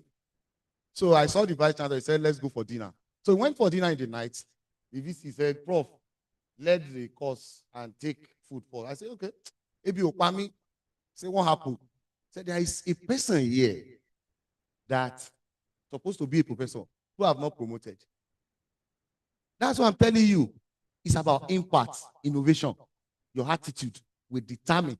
Your attitude will determine the outcome in life. And your company, your network will determine your net worth. Before I got to know, this man I told the vice chancellor that he needs to become a professor. He was given a professor. And do you know what? There was a call for African Union. You know, I was talking, I became an African consultant to African Union. He became a professor, became executive director of African Union. 1,000 people applied. Who do you think they are going to select? Who will they select? I was selected. The good you are doing today is going to pay off for you tomorrow. So innovation without ethics is not going to work. We need to pack it. During COVID-19, something happened. I'm almost rounding up. I have some few minutes. Okay, I will round up. I would have loved to have a lot of time, but no problem. Some other time. If it have a lock, so during COVID-19, Bill Gates saw what we are doing, and Federation of European Microbiology and American Society of Microbiology, they gave us something because we discovered something on cassava mosaic virus, because stable use in cassava was around 1.9 to 2.9 million every year. And we were able to, how are we doing the biological cellular ontology and multicellular were done, and major discovery were done. Even Sakobo before 15, we were using it. So as we are now going up now, we need to watch what we are eating. So it's one of my professors that came up with a drug. It makes almost 40 million every month. What are you planning to make? In environment, some of my students now, they have what can heat up plastic. They heat up plastic. So we need to work together. We need to do a lot of things. This was the research I was talking about, making bone from human egg. Allofting, allografting have become a major challenge. And from there, we make up this discovery. And this was signed by President Bola Ahmed Tinubu. This is the drug for my supervisor. He makes 40 million every month. That's why you will discover that some professors, they don't even know how much they are paying them as salary. So in terms of plants, we have done a lot of things, but because of time, I won't be able to go through them. Industry, we need to do. Now, we are now generating electricity from waste in my lab. We no longer use electricity again. So we need to discover what we have, see how innovation can help. From Gary factory, they produce biodegradable enzymes. Now, multi-million dollars have been there. Sugarcane gas, they are now making plates. Useful food and a lot of other things. From termite, now we are making a lot of wonderful drugs on microbiome. So, on blue economy, we need to check blue economy, circular economy, and a lot of other things that can help us and what we can do. Also, surfactant we have discovered, and we use it in a lot of things, and it has gone a lot. We have optimized, standardized, and some of the work. I was a convocation lecturer at Okitipupa. I saw so many rivers. We have a lot of rivers. Where is the greatest form of economy? River. Have we, how many research, how many discoveries have we done on it? We need to go into that and a lot of circular economy. So because of my time, let me give us some nuggets. We need to ideate, we need to construct, go back to the lab and take it to the community. International collaboration is very important. Research driven, very important. Policy, technology transfer. We must make a transformation research. So if we can do all this, training, advocacy, government support. I remember in 2016 when Nigerian agriculture was banned to Europe, I was a consultant invited by the Senate to come and give us some of the knowledge. When we are not doing the research, nobody will call us. That's just the research. We need to be doing the industry. Is very, very, very important. If we can do that, about Esther says something. Doing the same and over, expecting the same result is not going to work. So, partnership. This man you are looking here, let me talk about it before I go. I'll just talk about 2 more stories, then I will give you the microphone. Are you okay, sir? If you give me 10 hours, I'm going to talk science. I love talking science. This man you are looking at is a professor. He made 40 types of rice. So when he wants to be celebrated by the president of India, he invited me with the wife. We went there. Very soon, the whole world will celebrate you. Now, what do we need to take up? Incubation, sustainable startup. Industry-driven curriculum. You see CMAS our problem. Is it going to solve our problem? Anyway, let me not talk too much. Commercialization. Analyzing the spectrum. There are 4 readiness spectrum. I want to also take home. Technology readiness level, manufacturing readiness level, commercial readiness level, business readiness level. Now, this is the most important point on this slide. There are 9 innovation readiness level. You must have an idea. You are readiness level 1. Business concept, number 2. T9, when it comes to full operation. So from today, you must go home with one idea. This is my own industry brand. You must have an industry. Entrepreneur, until when we engage entrepreneurship, nothing is going to happen. Let me talk about Japan some before I round up. I was rated by Stanford as one of the 0.005% professor very soon in the US, and I got the award last year. And also Stanford. So University of Ilorin invited me. Now, please, let's continue with the legacy I heard from the registry this morning. I'm so impressed with Colada IC, honestly. If only government can key to Colada IC policies, I think Nigeria will change. But are they ready to listen? Maybe KBC will help us. KBC have connection. So I was invited to come and examine some professors. I was giving an carrying point and a lot of other things. Let's continue to recognize our very best. Until we do that, entrepreneurship. This was the students I was talking about that led for me to have a visiting professorship in that. So by economy. Yeah. So in conclusion, we must be an entrepreneur. We must invest.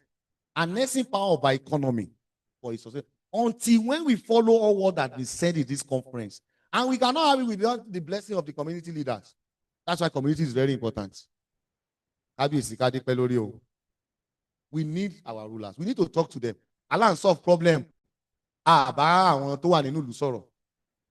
Now, CBN governor Omifele came to my lab when I was in it to come and see what we are doing. You said government is not coming. You said people are not coming. How will they come?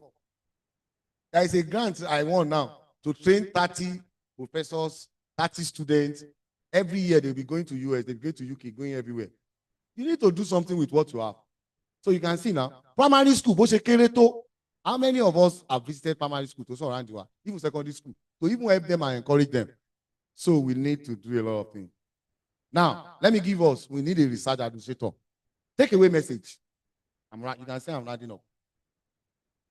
Researchers must now have an administrator. We must collaborate. We need it. We need it. Until we have that, nothing's going to happen. What do we need to do now? We need to form a team and work together. Without a team, nothing is going to solve. Until we have that, that's some of the work. There are some departments now that we have consulted for. They are now making $100,000 to $200,000 every month. It's possible. With God, nothing is possible. What God cannot do does not exist. But if we keen to it, we need to invest. Role of investing. Students also have a role. What is your role? You have to ask a question. Seek mentorship. Embrace collaboration. Institutional responsibility. Form a policy. Support professor. Support scholar. In conclusion, today's lecture has kindled and renewed our hope for the scientific community, deepening our connection between societal well-being and the impact of this innovation. It's high time we train our scholar. Biotechnology is not just a scientific discipline. We need to work together. We need to increase research funding, more interdisciplinary, encourage participation. Biotechnology have a future for Africa, Global Center, even Colada is Ibadan, or your state, Nigeria. Let me give us this final reflection. Let researchers collaborate. Governments must invest. Investing must drive discovery. It's high time we stop promoting people with number of paper. Some people might not write paper, but they are highly intelligent. How many of you have observed that some top class are better than from first class? Two of us. Some people you will discuss with them. As I was talking to KBC, I know KBC is super intelligent. Even Register is super intelligent. Honestly speaking. By the time we go to HSC, the traditional something, they used to solve our problem. When I was in India, I was with one professor. We've been working on this by metabolomics, all these things. Until when we were collaborating with one, I now saw one Oyibo. mo rí àwọn kòkò dúdú wa tá à ń lò ń bí àwọn amọ̀ tán fi ṣe what they are synthesizing. Sir, we got results. Ibẹ̀ ni mo ti mọ̀ pé until we go back to the tradition, nothing is going to work. I'm telling you the truth. So we must go back to the community. University must not drive commercialization. Any research we are doing that cannot outlive us, let's not do it. Any research that does not make impact does not worth it. So that means we take a responsibility to shape our future. We must learn from all the case studies I've cited today. Strong IP matters a lot. Government support is essential. You will see government of US inviting me, UK, travel to over 100, all these things, because we have what to deliver. And many of you here are better than me. I can assure you. Many of us are far better than me. But you need to discover yourself. Who are you working with? Who are you talking to? Your network will determine your net worth. Partnership, opportunity for Africa. Future trend, recommendation, increased funding is very important. In conclusion, biotechnology is central to achieving all the SD goals we have been talking about. Academia generates discovery, collaboration accelerates innovation. Africa possesses a lot of intellectual. The best way to predict the future is to invest in it. On this note, I like to drop my cap and drop the microphone. Thank you very much for bringing me. These are some of the things when they were reading my citation. Number one, most rated professor. This is the evidence. Also in Africa, this is the evidence. In Stanford, rated professor in US, this is the evidence. And many more I cannot even do. I'm ready to collaborate with Coladice. I've published over 100 textbooks. You can see many of them on Amazon. And I'm ready to do a lot with many of us here.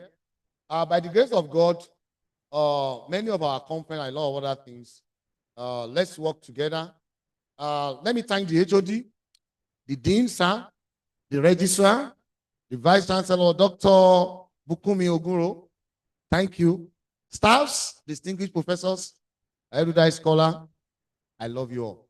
By the time I will see all of you, Kábíyèsí, Kádépẹ́ lórí o. By the time I will see all of you, gbogbo wa á ti wà lókè jù báyìí lọ. Thank you and remain blessed. God bless you all. That is not resounding enough.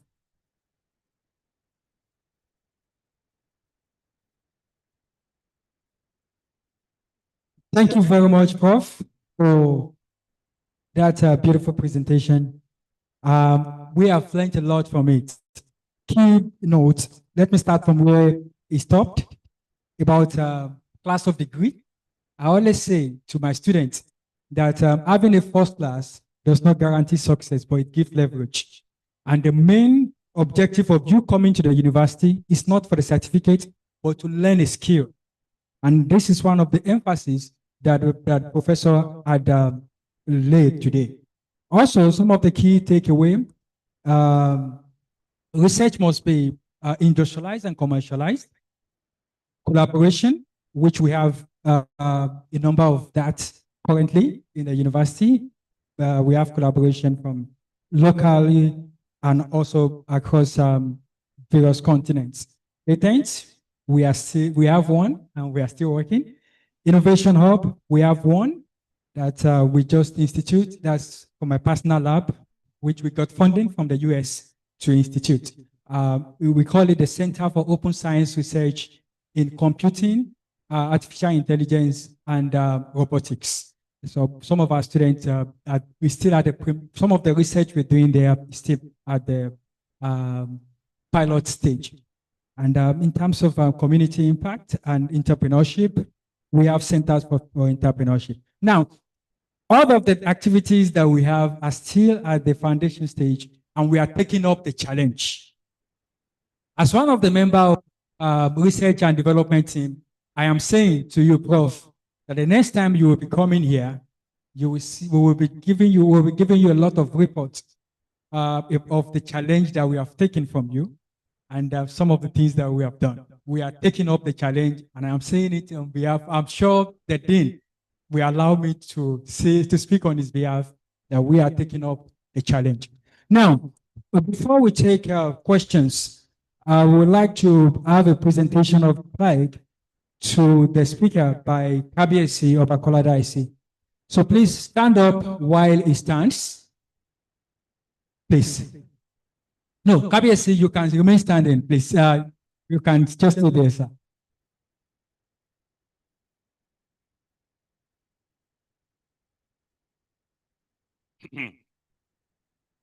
Thank you all. This is from Akola Daisy University, an award of honor presented to Professor Charles Adetiji, Deputy Vice Chancellor, Federal University of Agriculture and Development Studies, Iragbiji, Osun State, being a keynote speaker at the second International Conference of the Faculty of Applied Sciences, Akola Daisy University, from June 1st to 4th, 2026. Congratulations and well done.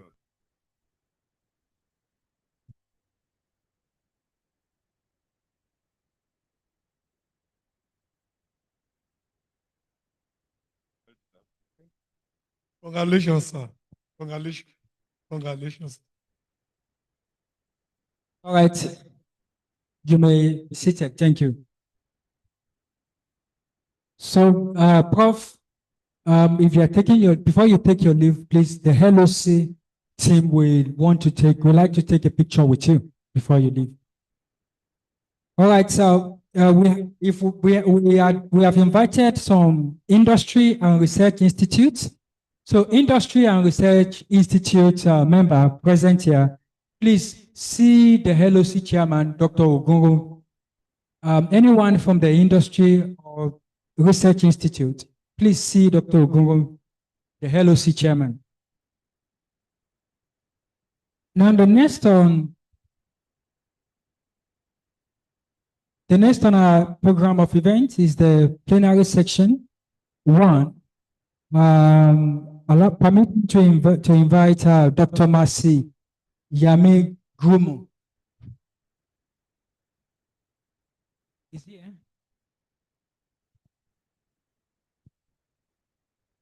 Okay, please. A round of applause for him. The citation, please. Mr. Solomon will take the citation. Please remain standing. Thank you. Thank you very much, Doctor. Dr.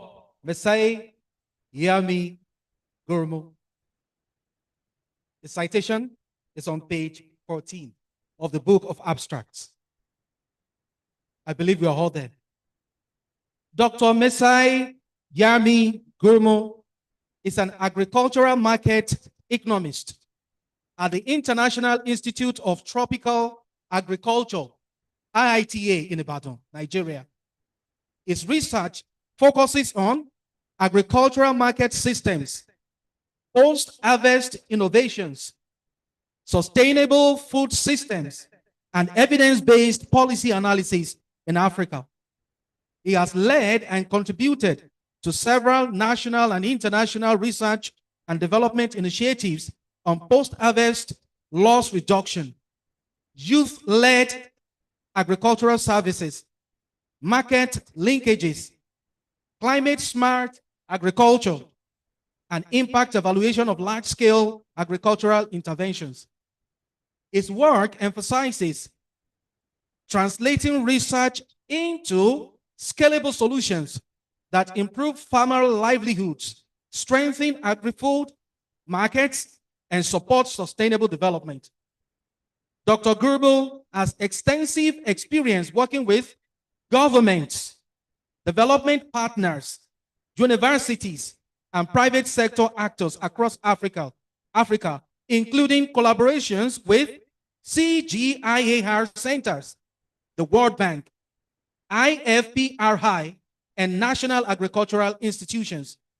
He has contributed to policy dialogue and implementation support in areas related to food systems in transformation, agricultural commercialization, and sustainable landscape management. He has authored and co-authored more than 25 scientific publications and regularly contributes to capacity building, data systems strengthening, and applied socio-economic research in African agriculture. May I say again that Dr. Gurumo is from Ethiopia. You are welcome, Dr. Gurumo.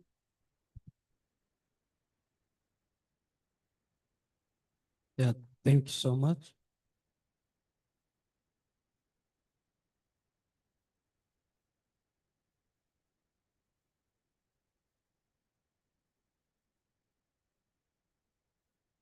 So I'm sorry, we need to post the event now.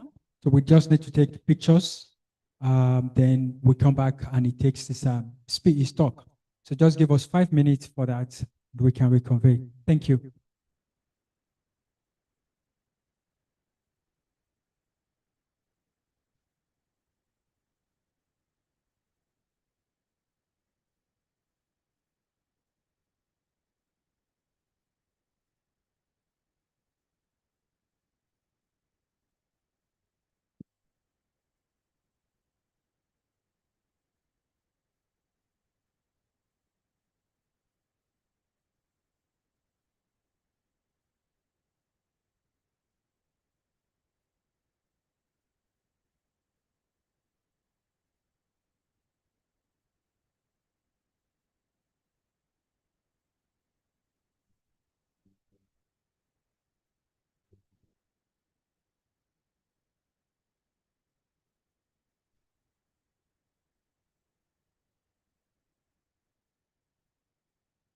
All right, thank you. Thanks for your patience.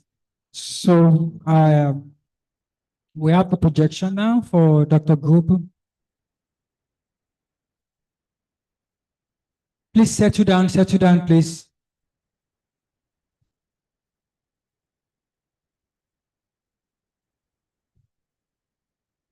May we rise as Kabiesi takes his leave? Please, may we rise as Kabiesi takes his leave, please. Thank you. Yes.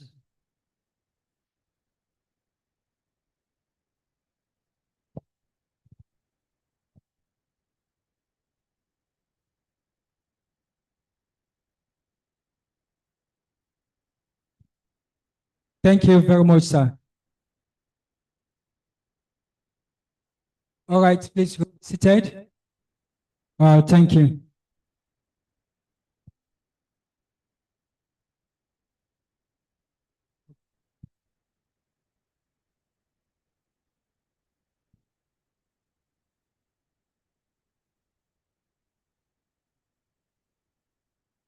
Good morning. Thank you so much for the invitation.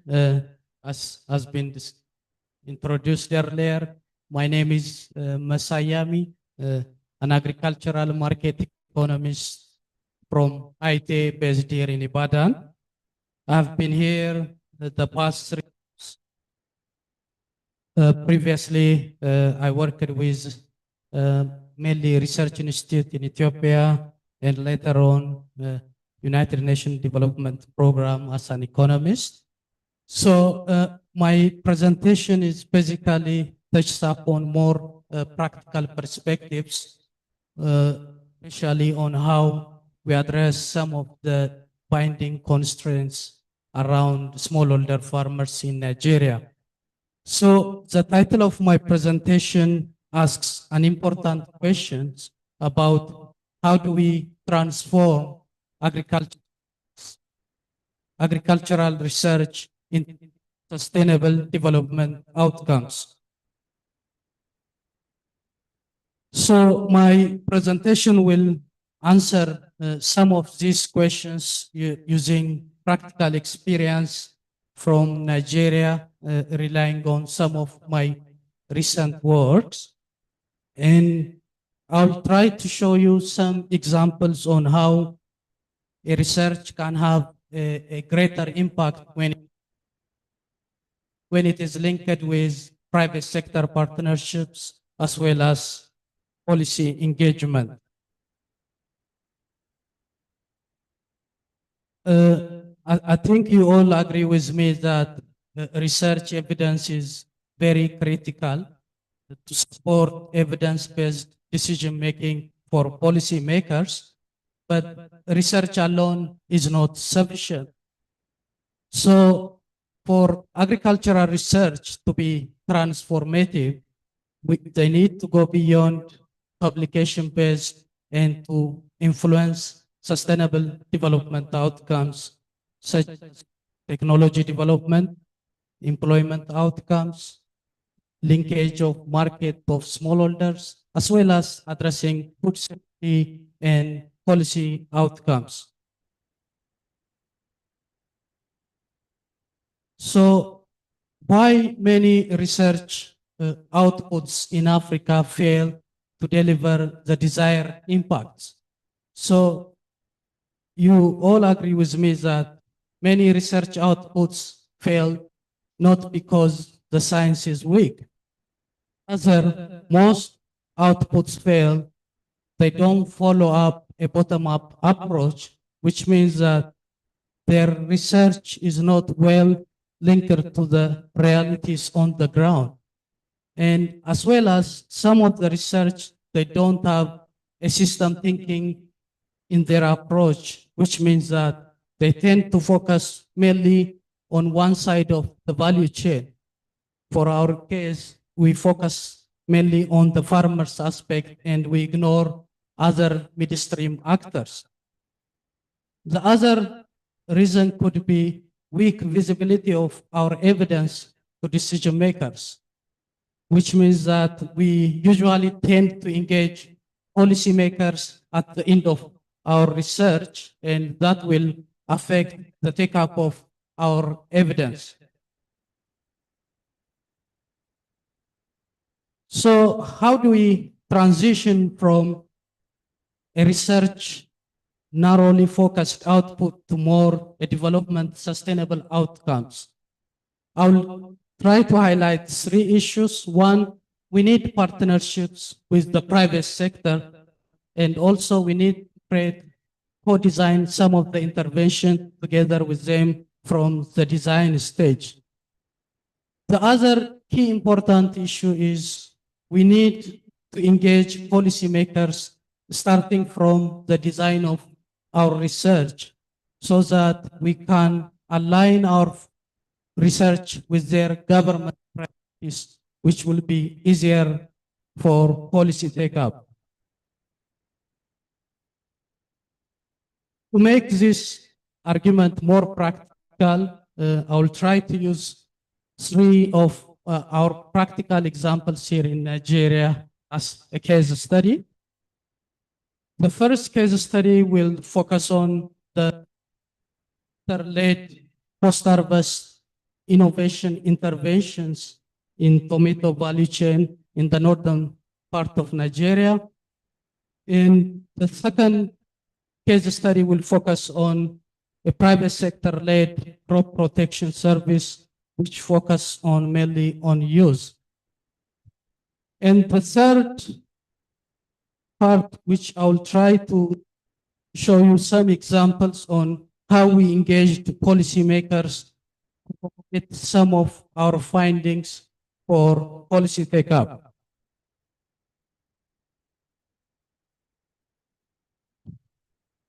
I think the previous speaker mentioned about post-harvest loss in Nigeria.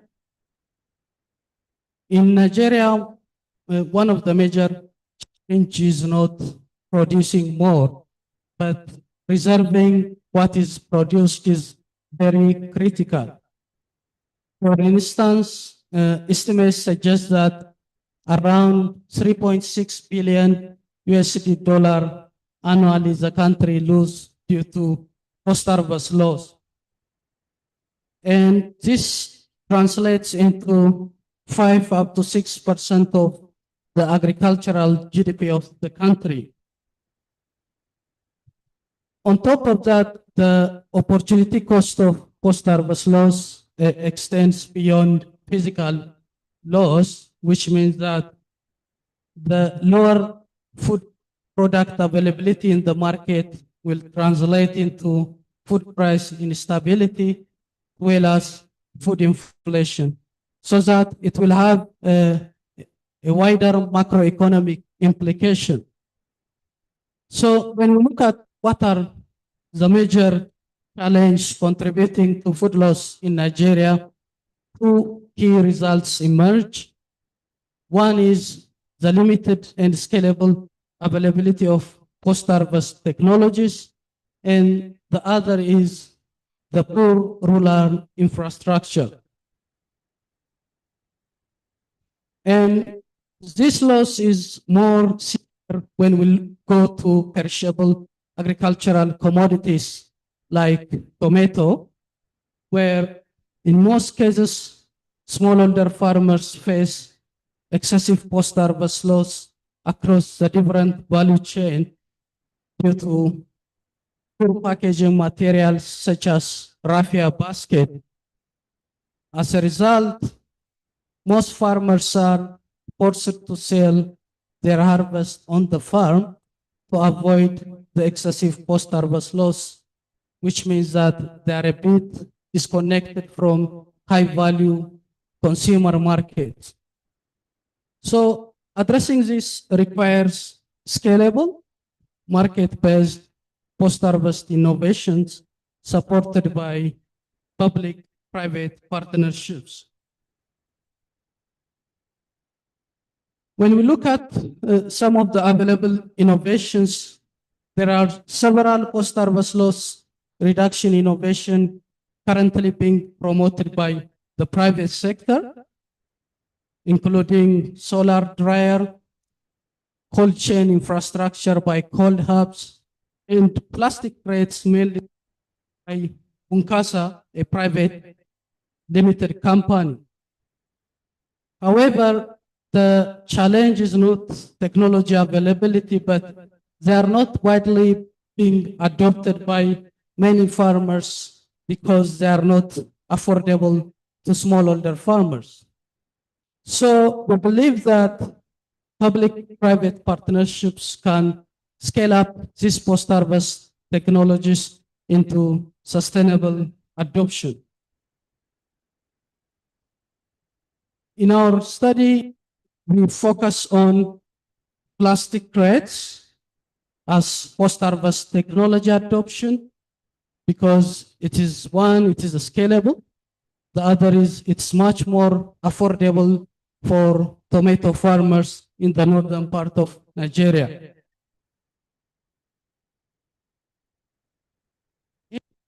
Here we partnered with Bunkasa, a private sector small medium enterprise, to promote this intervention in the northern part of Nigeria.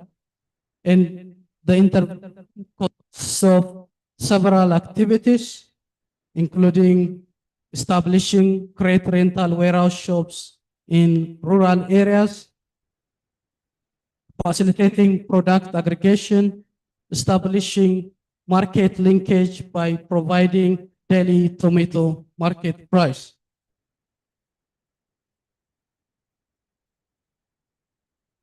Looking at the intervention process, we started this partnership by co-designing the intervention together with our partner, Bunkasa, and then later we signed a memorandum of understanding on how do we implement this intervention the past 3 years. So the partnership model is simple. IT designed the experiment and conducted the evidence, whereas Bunkasa, using his own local knowledge and understanding, they supported the implementation of these activities.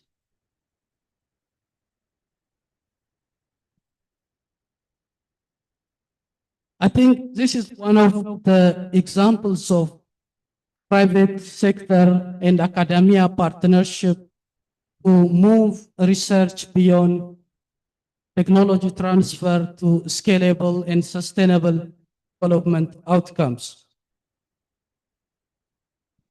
So just to say a few things about the design, the experiment consisted of 2 intervention designs, where first we established crate rental shops, about 11 rental warehouse shops in the 4 local government areas of Kano State. This is with the aim that availability of technology, especially within their community, will support the adoption of these technologies.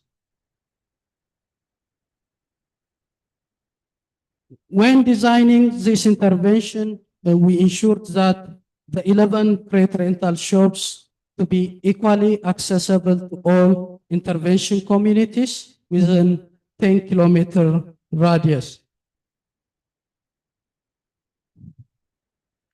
The second intervention communities receive both plastic crate access on rental basis as well as market support. Here, the market support is being facilitated by our partner, Bunkasa, which includes providing daily tomato market price from major urban consumer markets, as well as product aggregation and market linkage to southern part of Nigeria. The study was implemented in 4 local government areas in Kano State.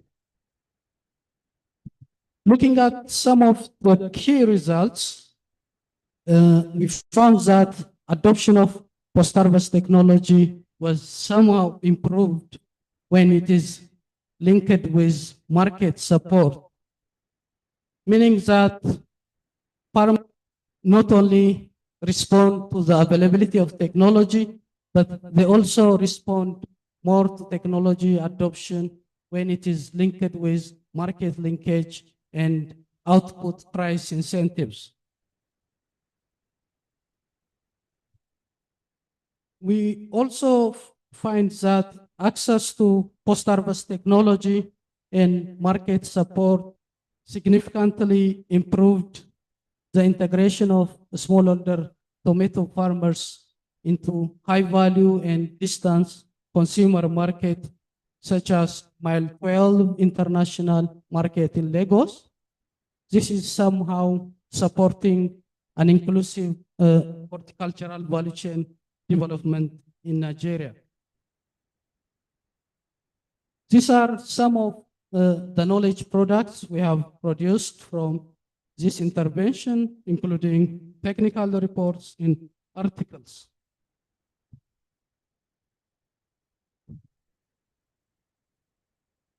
When we implement this intervention, one of the serious challenges we faced was the low uptake of the post-harvest technology, mainly resulting from disease outbreak known as Tuta absoluta. So this is a bit surprising to us because most farmers, more than 19% of them, they used pesticides to managing pesticide risk and pest infestation. So this implementation challenge again opened the door for us to see how farmers manage their crops using their pesticide use behavior. And we looked at their pesticide usage behavior in line to what is recommended, their disposal facilities, as well as the adherence to pre-harvest interval, because tomato is one of the commodities directly linked to consumers. So just to share with you some of the key findings, this is the results about how farmers understand the different pesticide labels. And we found that most farmers lack understanding of the safe pesticide storage facility, as well as lack of understanding about the adverse effect of pesticide on environmental factors. When we look at how farmers dispose of pesticide containers, we found that the majority either reuse for their own purpose or throw away on the farm or burn it. This is because of limited awareness and as well as the lack of availability of disposal facility in their communities. This is one of the interesting findings, which is about the farmers' compliance to pre-harvest interval, where we found that there is substantial non-compliance with the recommended practice, meaning that around 40% of the farmers harvested tomato within 1 up to 5 days of pesticide application. And this, in fact, raises potential concern for pesticide residue for the downstream actors, including consumers. So from the pesticide use behavior, we noted that there is knowledge gap in terms of pesticide use and disposal behavior.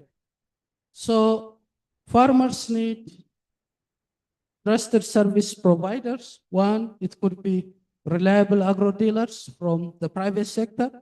The other is a public extension system, which we know that it's not widely available in the rural areas. And the other is they need a supportive regulation. And research institutes and government cannot solve all these problems.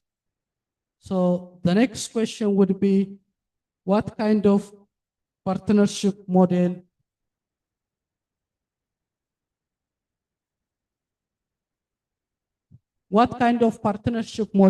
can sustainably address these pesticide management issues?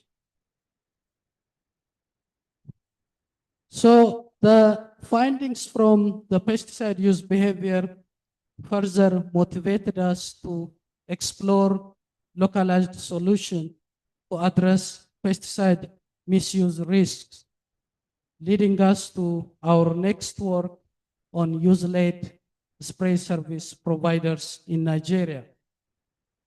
And as a researcher, what I would like to say to you is that the implementation challenge from the previous studies led us to another research questions as well as partnership models.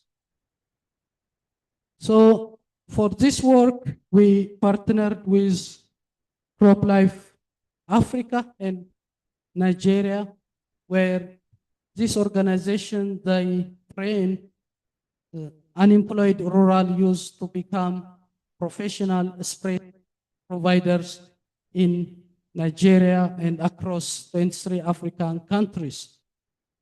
So this model links research, private sector, rural youth employment, and safer system, because CropLife Nigeria as well as CropLife Middle East and Africa are part of an association of pesticide importer, which is basically a private sector.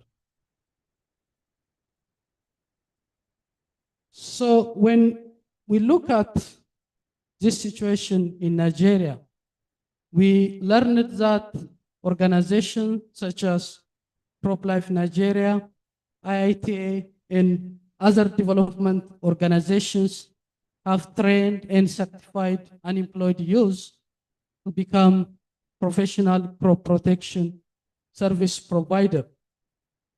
For instance, since 2016, more than 3,000 youths have been trained and certified to provide private crop protection across 28 states in Nigeria. However, the challenge is most of these service provision are not being taken up by farmers. And the challenge is that this spray service provider, they only provide pesticide spraying, and their diversity of service to farmers is limited to spraying service only, and they don't add other advisory service. So we ask ourselves that if we can the service provision beyond the spraying by including additional advisory service such as pest identification and linkage with trusted agro dealers, we can make the system more sustainable.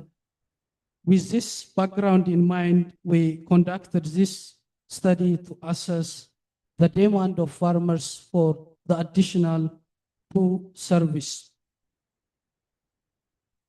Looking at the result, we find that farmers perceived this spray service provider positively, where time savings valued the most, followed by safe pesticide application, yield gains, as well as safer pesticide management. Our findings also demonstrate that there is a potential for diversifying the service provision of use-led private sector crop protection in Nigeria, as most farmers prefer this additional knowledge-based service provision compared to spraying. So, as researchers in academia, we normally produce various analytical outputs. And for me, research impact does not only depend on the volume of research output.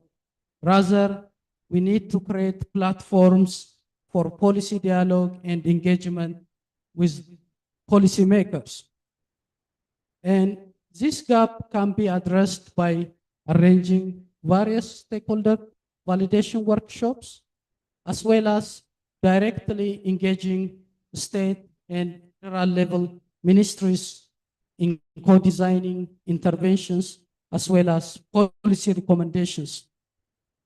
So I'll briefly highlight some of our efforts in this regard.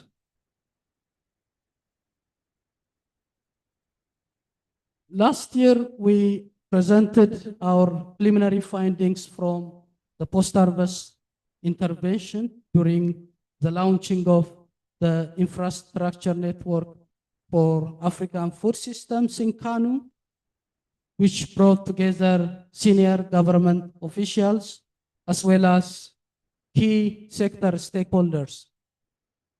And we are somehow pleased with the outcome of this meeting, where some of our recommendations are being taken up by both the government and the private sector.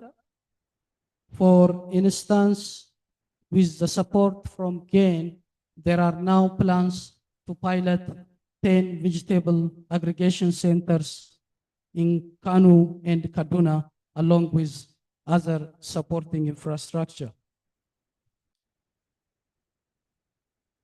This slide shows stakeholder validation workshops on policy coherence and implementation gaps in Nigeria's food, land, and water policies. So we normally used policy briefs to communicate our findings to policymakers. So for you, the key message is that the way we communicate to policymakers and especially private sectors really matters. And especially when you go to policymakers, they don't have time to look through your 15-page or 17-page report. So policy briefs is very critical.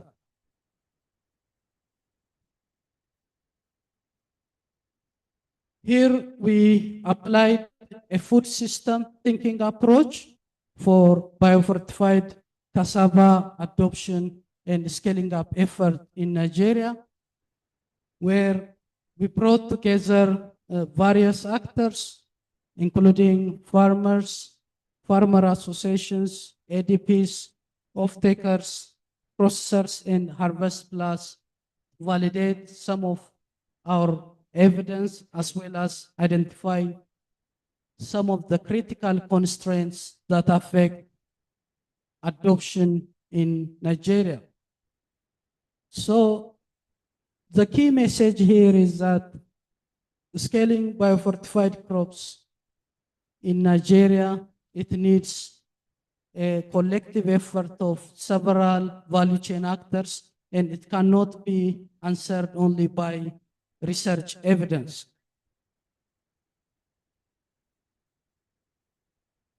More recently, we have been supporting the new Ministry of Marine and Blue Economy of Nigeria by providing their implementation strategies and by conducting rigorous national level assessment as well as consultation with state and federal level actors. So the key message here is that understanding the political economy and engaging state actors early is very critical for implementation. Through these dialogues, we managed to get the buy-in of several states to take part in newly designed project, which will be financed by World Bank.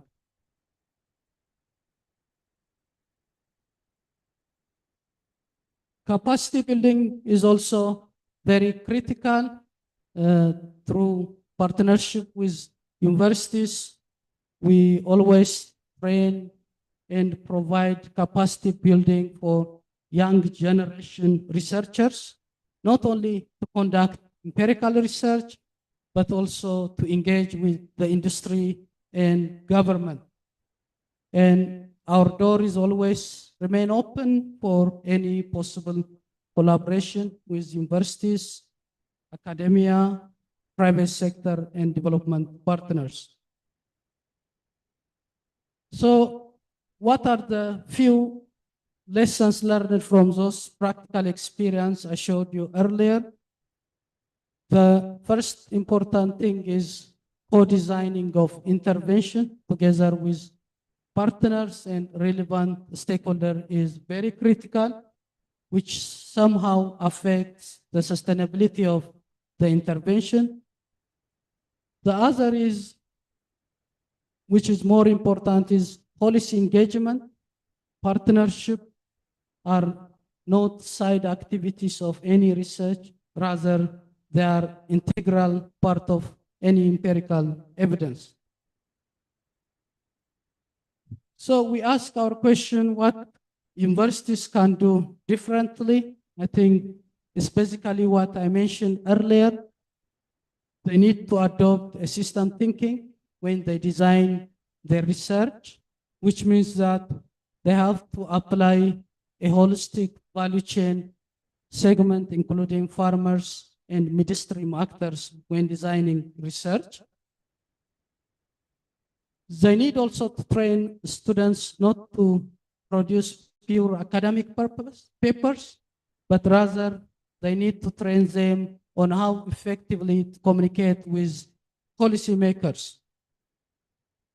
The other important takeaway is establishing partnership with international research institute and development partners and private sector is very critical, which somehow contribute to capacity building as well as resource mobilization. They need also to somehow prioritize the limited research funds to impactful research that include different multidisciplinary teams. So how do we get closer to policymakers? Because it's not easy. 2 months ago, IITA and the International Food Policy Research Institute, they launched the Policy Innovation Hub for Nigeria to support evidence-based decision-making. So you can check this website, and if you have any relevant findings that is worth to be shared to policymakers, you are most welcome, and you can reach out to the technical people here. So coming to the conclude by saying research evidence alone does not deliver sustainable development outcomes. For transforming agricultural research into sustainable development outcome, it requires partnership and continuous policy dialogue and engagement with government to align our research with their priorities. Thank you so much.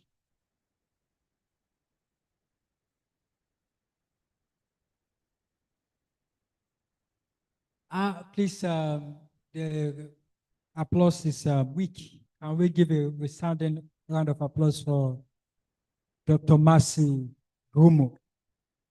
Thank you very much, Doctor, for the presentation.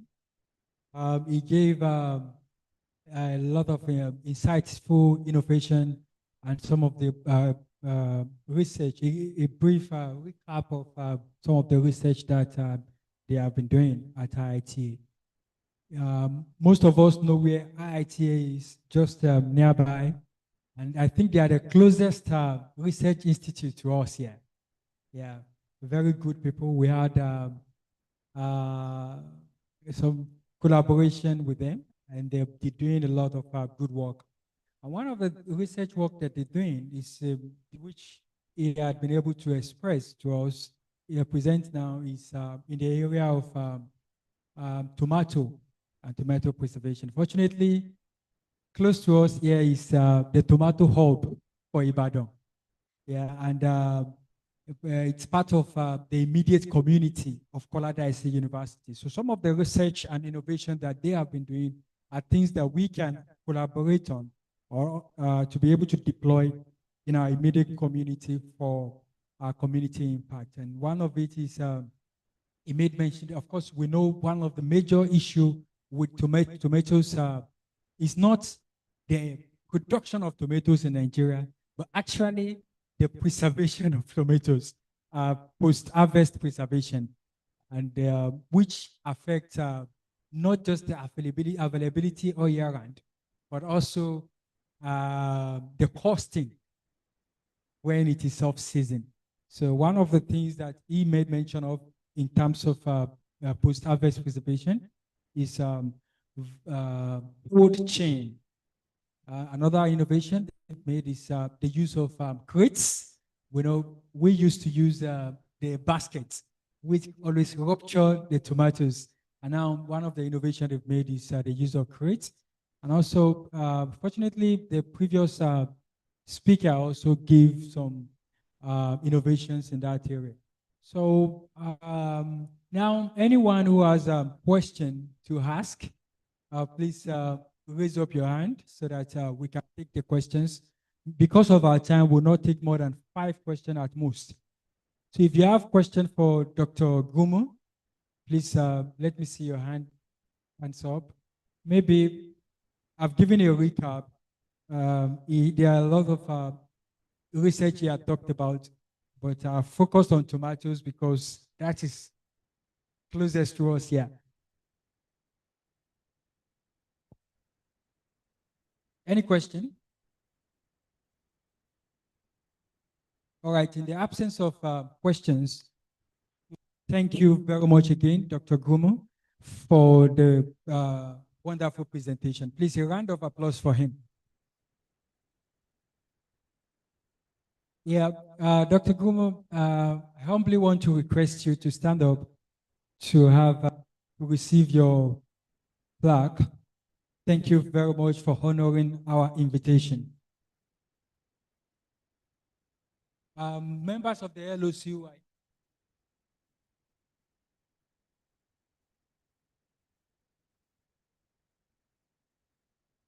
I congratulate you for your wonderful and beautiful presentation. As from our own end here, we want to appreciate you. Don't look at the value, but for the commitment and placing us so in your heart. We show our gratitude. On behalf of the LOC and the university at large, we are presenting this flag unto you, and it reads us. Koladaisi University, Ibadan, award of honor presented to Dr. Misi Yami Gumu, agricultural market economist, International Institute of Tropical Agriculture, IITA, being a plenary speaker at the second international conference of the Faculty of Applied Sciences, Koladaisi University, Ibadan, for this month of June 1st to 4th, 2026. Congratulations.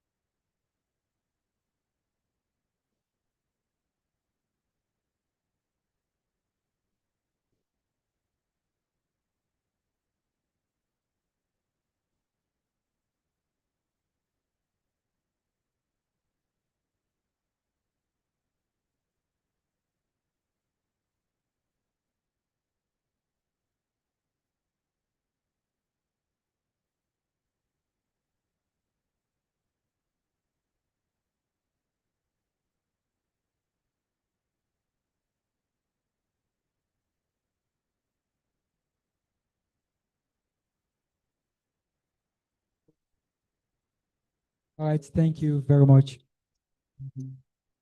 So now we have the parallel section in addition to the tea break because of our time, so that we are able to meet up with time. So for the parallel session, while we are going for the parallel session, you could just branch and take and have your tea break. Then also use like 5 minutes. Also use while you are taking your tea, you can socialize with the speakers and other people who are at the event today. There are a lot of opportunities out there for you. So for the track one, Mr. Solomon, where is he? Mr. Solomon, please, Dr. Akoni, please help me get Mr. Solomon. So the first track, Academia, Industry, Collaboration, and Technology Transfer. Mr. Solomon will lead you to the venue, which is the computer lab. Or you meet Mr. Odejai, he will lead you to the venue. Mr. Odejai,